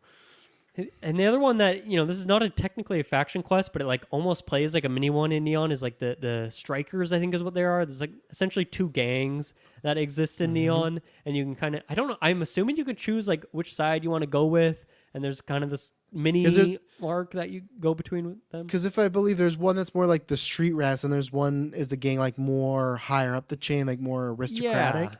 Yeah, like that's one I think I maybe told you. Either it was the first cast or second cast where I was with the street rat crew for most of the time, and then the aristocrats like, well, if you kill them, we'll make you this off and you get this. Like, sure. Because like I was literally on a mission. I really enjoyed it, where the mission is, okay, you're with them, you're gonna kill these people, you're going, and right before you get in the fight, the guy's like, hey, we got an offer for you. And you can just say, no, I'm going to kill you, and go right back in and jump to it.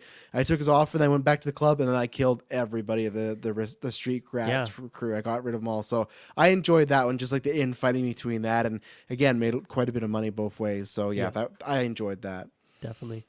And then one of the, I think this might be part of the Crimson Fleet thing, is like the Terran Preservation Society. Isn't that the one where you have to go and like steal that one like award? I'm pretty sure. I think so, yeah. Yeah. So I don't know, just a very cool location. I like the characters there. I like the drama that was going on, where like the owner of this thing is like having an affair, and you can like throw him under the bus, or you could side with him. Of course, once again, all these decisions that you have to make.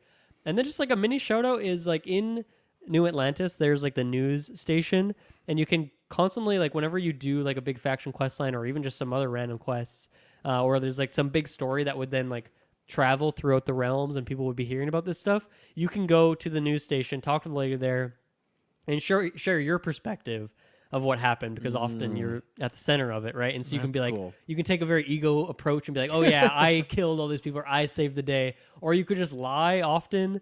And I don't think these things really have huge ramifications on like the rest of the world, but I still really liked whenever I saw an update to that quest that just chills in your activities pretty much. I would always go back and just next time I was in New Atlantis, I would go visit her and share another story with her. So just a cool little world building thing that I like, that once again, kind of reacting to the choices I'm making. So it just felt good. Just felt good. That's cool. I like that news thing. That's really fun. Yeah, I think from here we can kind of go into some more mechanic stuff, because that was kind of everything I had to say for quests at the time being. So one thing I wanted to talk about is like, I guess just the stealth mechanic in this game. It's pretty basic. I don't know if there's much to say, but I think the stealth attack and all that, like, I don't know. I guess it feels so similar to what we've seen in Fallout and Elder Scrolls, that once you get the skill points in there, that it's pretty basic, but it works and it's fun and it's satisfying, as it always is in those games. One thing that I'm very disappointed in now that I've spent more time with it, especially on my New Game Plus character, is melee weapons. So there are a handful of them. There's like 3 knives. There's like a sword you can get. There's like I think a baton. There's a cool Varun one you can get. But they all feel the exact same. They all like feel like they slash it the exact same way, and they have like the same animation. And as someone who put all points I could into weapon crafting and weapon upgrading, there's nothing you can do to weapons to change them in this game. And then there's also like not variations. Like you can get like the common, uncommon, rare, legendary version, and they'll have like a perk or 2 on them, but there aren't like different levels to them. So they just like, a sword will always have like the same base stats plus like maybe the fire buff because you got like a legendary roll on it. And so it just feels like there's a major lack of customization on them, which is weird in 2 ways, right? Because obviously Elder Scrolls is all about melee weapons and there's a million variations, and you can't necessarily customize them in a super in-depth way, but there's just so many of them that the variety is there and they all feel very different. And then, but then the opposite side of the coin is like Fallout, which is a game that's probably more focused on gun combat, still has like really weird, cool melee weapons, and you can upgrade them and do cool, weird things to them and get different variations. And so it just felt like kind of a step down in this game, and I was pretty disappointed, and it's just ultimately not that satisfying. And then the other really, really weird choice is you can also, there's melee combat as like a skill, and then there's fist to fist, fist pumping, like hand-to-hand combat is what I was looking for. And those are like separate skills, and so you level them separately, and it just becomes one of those things that feels very grindy, because the best way to like, you have to get 25 kills to level up this next melee tier. Like, honestly, the best way to do that is to shoot an enemy down to like no health and run up and like hit them with your melee weapon. Same thing for melee weapon or for hand-to-hand, but you can't quickly unequip and just have hand-to-hand. Like, you can't put that in your... Think about it, right? You can't put that as a hotkey, like on your quick bar, and you can't just like select whatever weapon you have and unselect it to put weapons on. So you have to go into your inventory, select a weapon, unselect the weapon, and then you'll be out to fist. So it just feels like, man, if I'm trying to get 50 kills with hand-to-hand combat, do they expect that I'm only going to use my fists and not like use a bit of a melee weapon, then switch to hand-to-hand, use my gun to weaken someone, then hand-to-hand them? Like, it just feels like, did anyone use hand-to-hand and try this and figure it out? Because I want to get some of these skills, but it's just such a slog to get them leveled up. And I think that's a thing in general. Like, you mentioned how having to kill ships to upgrade like that one stat for piloting. There's a couple of those things. Like, also, if you want to get your max crew size upgrade, you have to kill ships. And then the last tier, like killing 50 ships, like that just takes so fucking long. Yeah, compared to other skills that you can grind really quickly. It feels like there's a bit of an imbalance, and I feel like hand-to-hand the numbers should be toned way down from what they are to get like the next level of the perks. I agree with you on all that, where I think I maybe have one killed hand-to-hand. I have no reason to update that. There's so many cool weapons. There's the powers. I didn't put much in there, so I feel like you could just get rid of that. And same thing with the melee stuff. I love when I get the swords. There's some cool designs, and like I want to be able to use them, but I think I agree with that. For the most part, they don't give me much more. They only get handy as far as like, okay, if this looks cool, I really want to use it. But like, it just feels like it's like a choice, as far as it always goes again what my mind wants as well. Use a weapon. You're almost deliberately playing slower in a way where you're thinking about it. So I don't like that. So yeah, I haven't I didn't put any of those because knives I use rarely, and I'll never. I just wish they gave you with, like you said, with the knives, you gave some good examples of you could do some customization, and then with the fingers or the hands, not the fingers. I guess you could use your fingers, but I just wish they'd give you a reason, like why would I play this versus the other things? You know, like what is like what's a huge attribute to be like, oh, I should just punch people because Yeah. I save health, I save endurance, something, right? Maybe it's technically more powerful than a gun, but it's slower. I don't know, but yeah, no reasons were given for me to spend time. I feel like one tier on the melee weapons skill tree should be like give you a hand-to-hand buff in some way. Like I feel like that'd be maybe a better way to go about it. And it's even like I don't know, maybe Elder Scrolls. I'm trying to think about that. I feel like hand-to-hand isn't necessarily the most engaging. It's gonna be more fun to use a weapon, but there's still like a little variation. There's like different equips you can get. You can buff your stats in different ways with enchantments, and then even like the Khajiit, like the cat race in that game, since they have like claws, they have like a bonus to hand, so that's like a cool thing you can do. And then when I think about Fallout has like brass knuckles as an equipment or like the power glove. So you can kind of like do hand to hand, but you can have like these other stronger, cooler versions of it. So you have a bit more variety in that way. So yeah, it feels like they dropped the ball here. This game has so much going on that I don't think it's a huge deal. But as someone who's like on my second character, really trying to check out melee combat in a big way, I just had to say that I felt like it's pretty underbaked, and I feel like it was definitely does not seem like it was a focus of this game at all. And you know, of course, it's an option in there, so I wanted to see if it was any fun. Especially because once again, in Fallout, I always have liked playing a character who is melee focused. It makes the game a lot harder. It's not how the games are designed, but I found it really engaging. I do not find that to be the case here. On the weapon side of thing, though, you know, shooting guns, that kind of weapon, I am very impressed by the amount of variety that exists in this game. I mentioned this on our previous reviews, but I got to say, like, even into level 50, you know, I'm in level 54 now. Somewhere in the 50s, I'm still encountering new weapons I had not seen up until that point. And I think it's because some weapons are like targeted to certain levels. Like once you're, maybe when you're in the 40s, you'll start to see more of this item because obviously most things are randomly spawned. Certain quests will give you like a named weapon. But I'm still seeing new weapons. And on Reddit, I'm seeing weapons that I have not seen before. Like there's a sniper that I've not seen that's like just like a Beretta 50 cal pretty much. And I've just never seen that in the world. And especially the Varun weapons. I told you about these. There's two of them that I've seen. One is kind of like a mini pistol almost, and then one's like more of a submachine gun. But they shoot like weird energy weapons, and one of them creates like an orb on the ground that does like continual damage. Like they look really cool. They do a really cool effect, and you can upgrade them, of course, just like you can anything else. And yeah, so I'm finding like, man, even 90 hours into this game, I'm still finding new cool guns in this game, and that's really awesome. Once again, I have all the weapon crafting upgrades, so I can put cool upgrades on them too. So just continually impressed by the variety there. It makes up for the lack of melee weapons.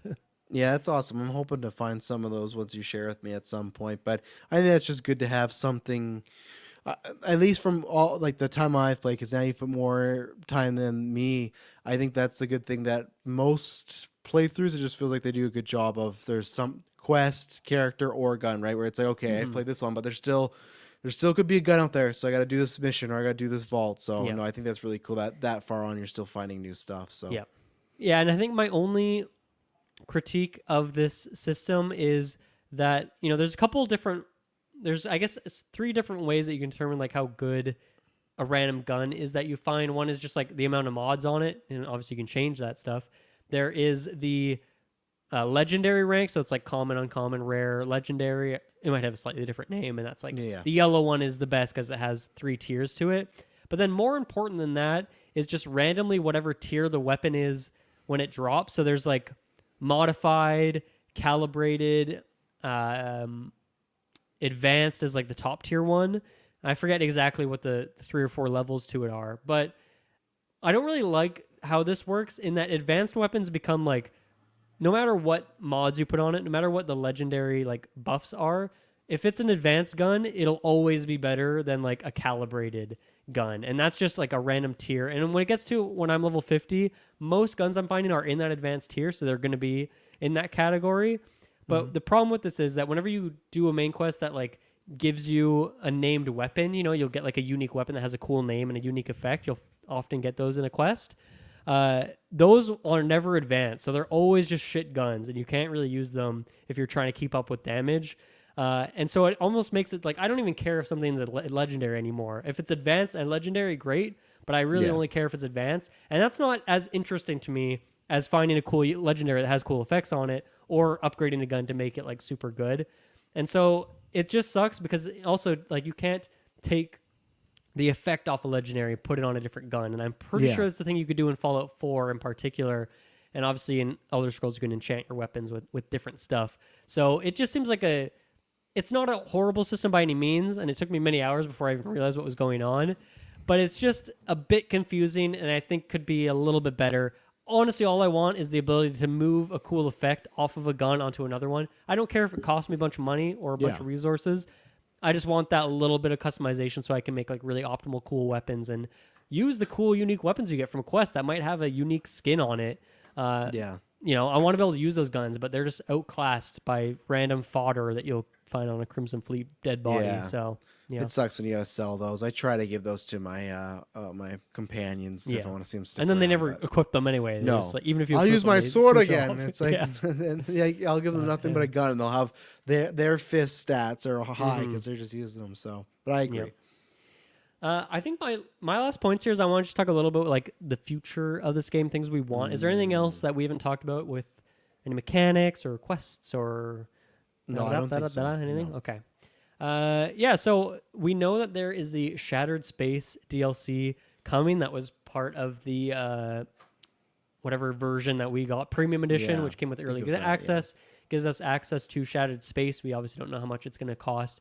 We don't really know anything about it other than the name. So going off the name alone, or just any gaps that you've noticed in the world, anything that you are expecting the Shattered Space to kind of go into, or is there anything you're hoping for? I guess. Hoping for no, I can do stuff where I like, theorize like, oh, I'd like this would be cool, but like hoping for no, because luckily I'm pretty fulfilled with the game, so it kind of feels like okay, this is cherries on top, right? It's not like this is missing. So I'm not sure. What I'm curious the most, and we'll probably hear about this or we'll just learn it, is there's kind of three ways they can do this, where they can go the Death Stranding route, where it's like a completely separate story, where it's not much of a story. It's just like, oh, this is something else that's going on for Sandport Bridges and that thing. You can tie it to the main story, or it's just kind of a bunch of randomness. And I hope it is the latter two. I don't think I need a bunch of randomness, because you can do that in a game where there's not as many side quests as world as this, right? Where, hey, we're just adding a bunch of, like, I feel like for me, we had some issues with sometimes, but Midnight Suns that had just some randomness of here's a couple levels, maybe enemies that you fought before, but like little variants general within- missions. yeah, but like I was still digging it because like I enjoy the game, so I will do that here. But the difference with Midnight Suns versus this, Midnight Suns has a cat, and doesn't have a cat, but like we knew the size of that game and the content that was in it, right? This game has already so much content.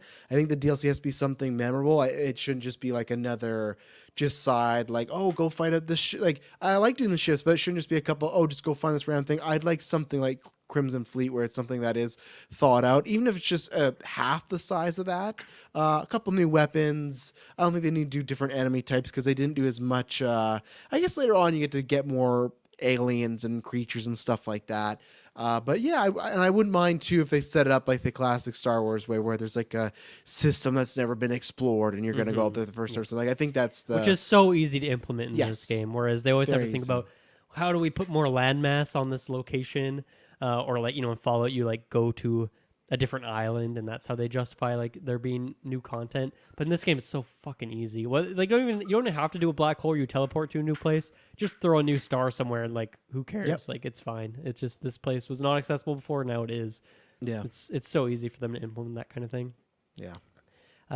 Yeah, I mean, I think my expectation is that it'll just be like one new faction quest, like probably a new companion or two that you can join you, some new weapons. Like it'll be that kind of thing. But I guess my biggest question then would be, okay, what is the story we're tackling?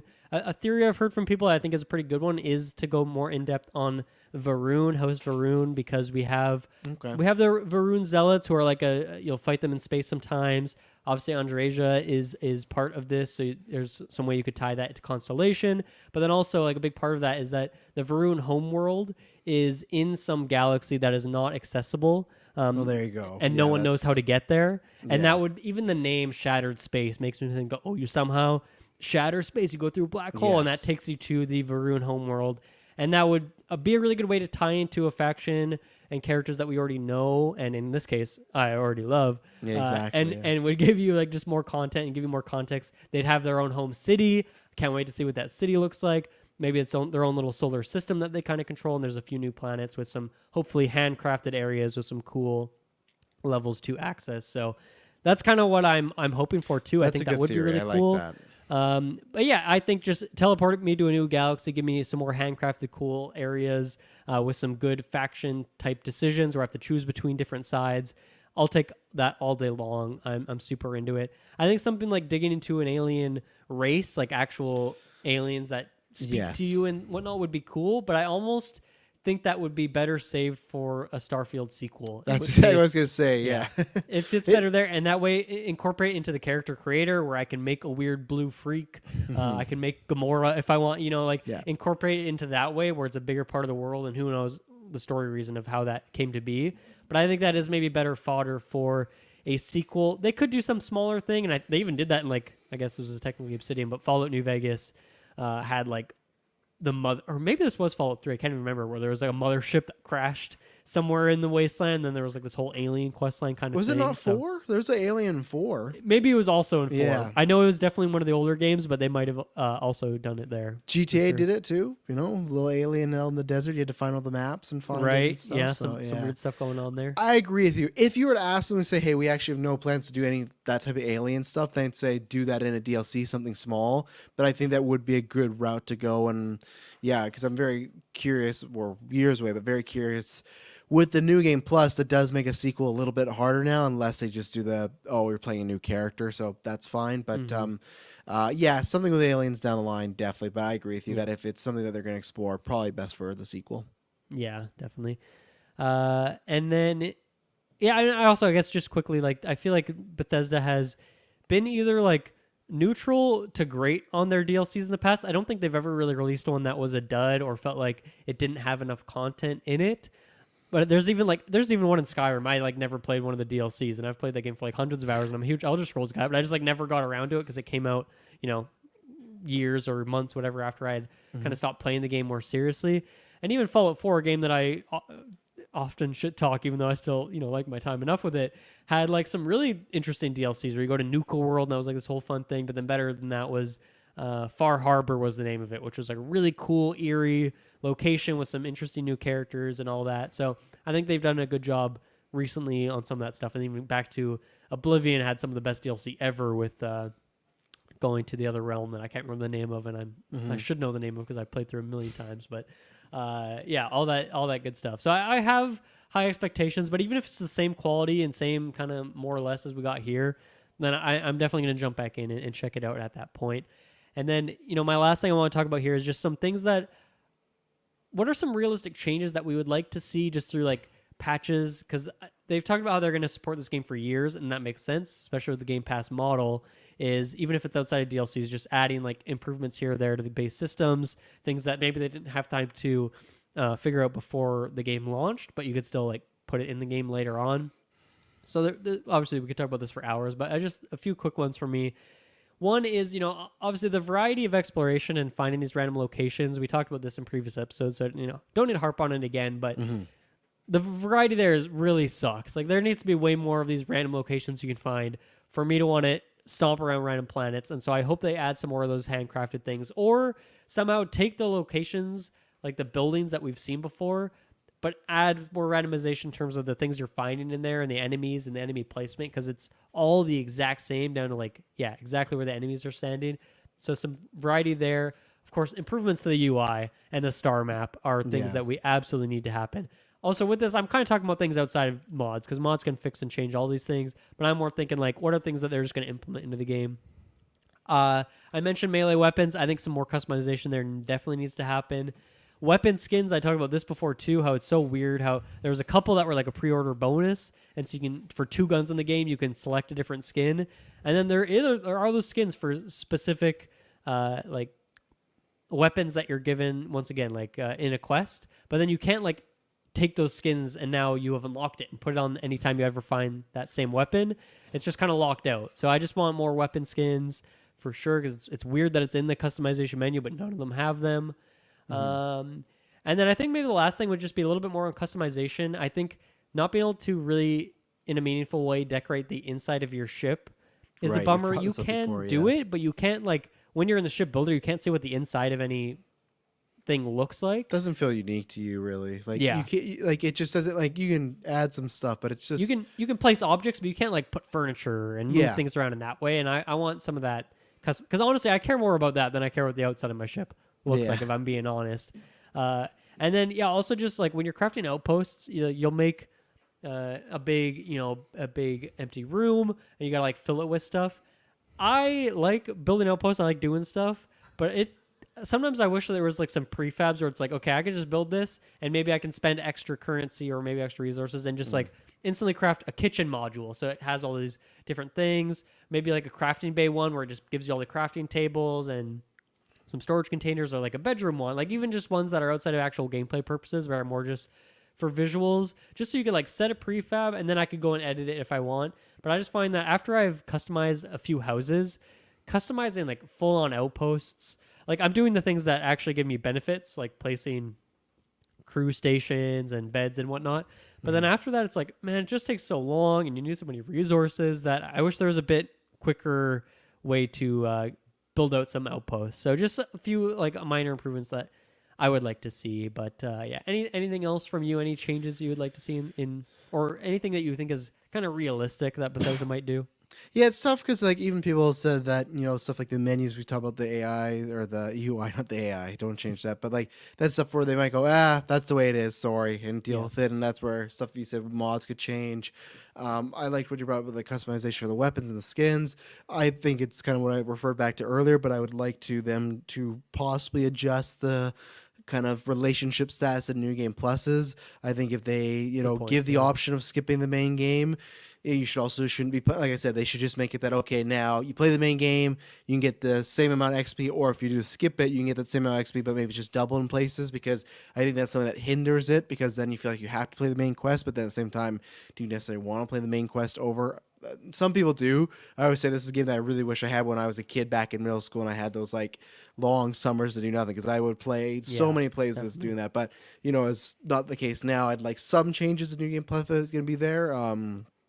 But again, they might just look at it as like, oh well, we have an option for you. Play the main game, so you got that.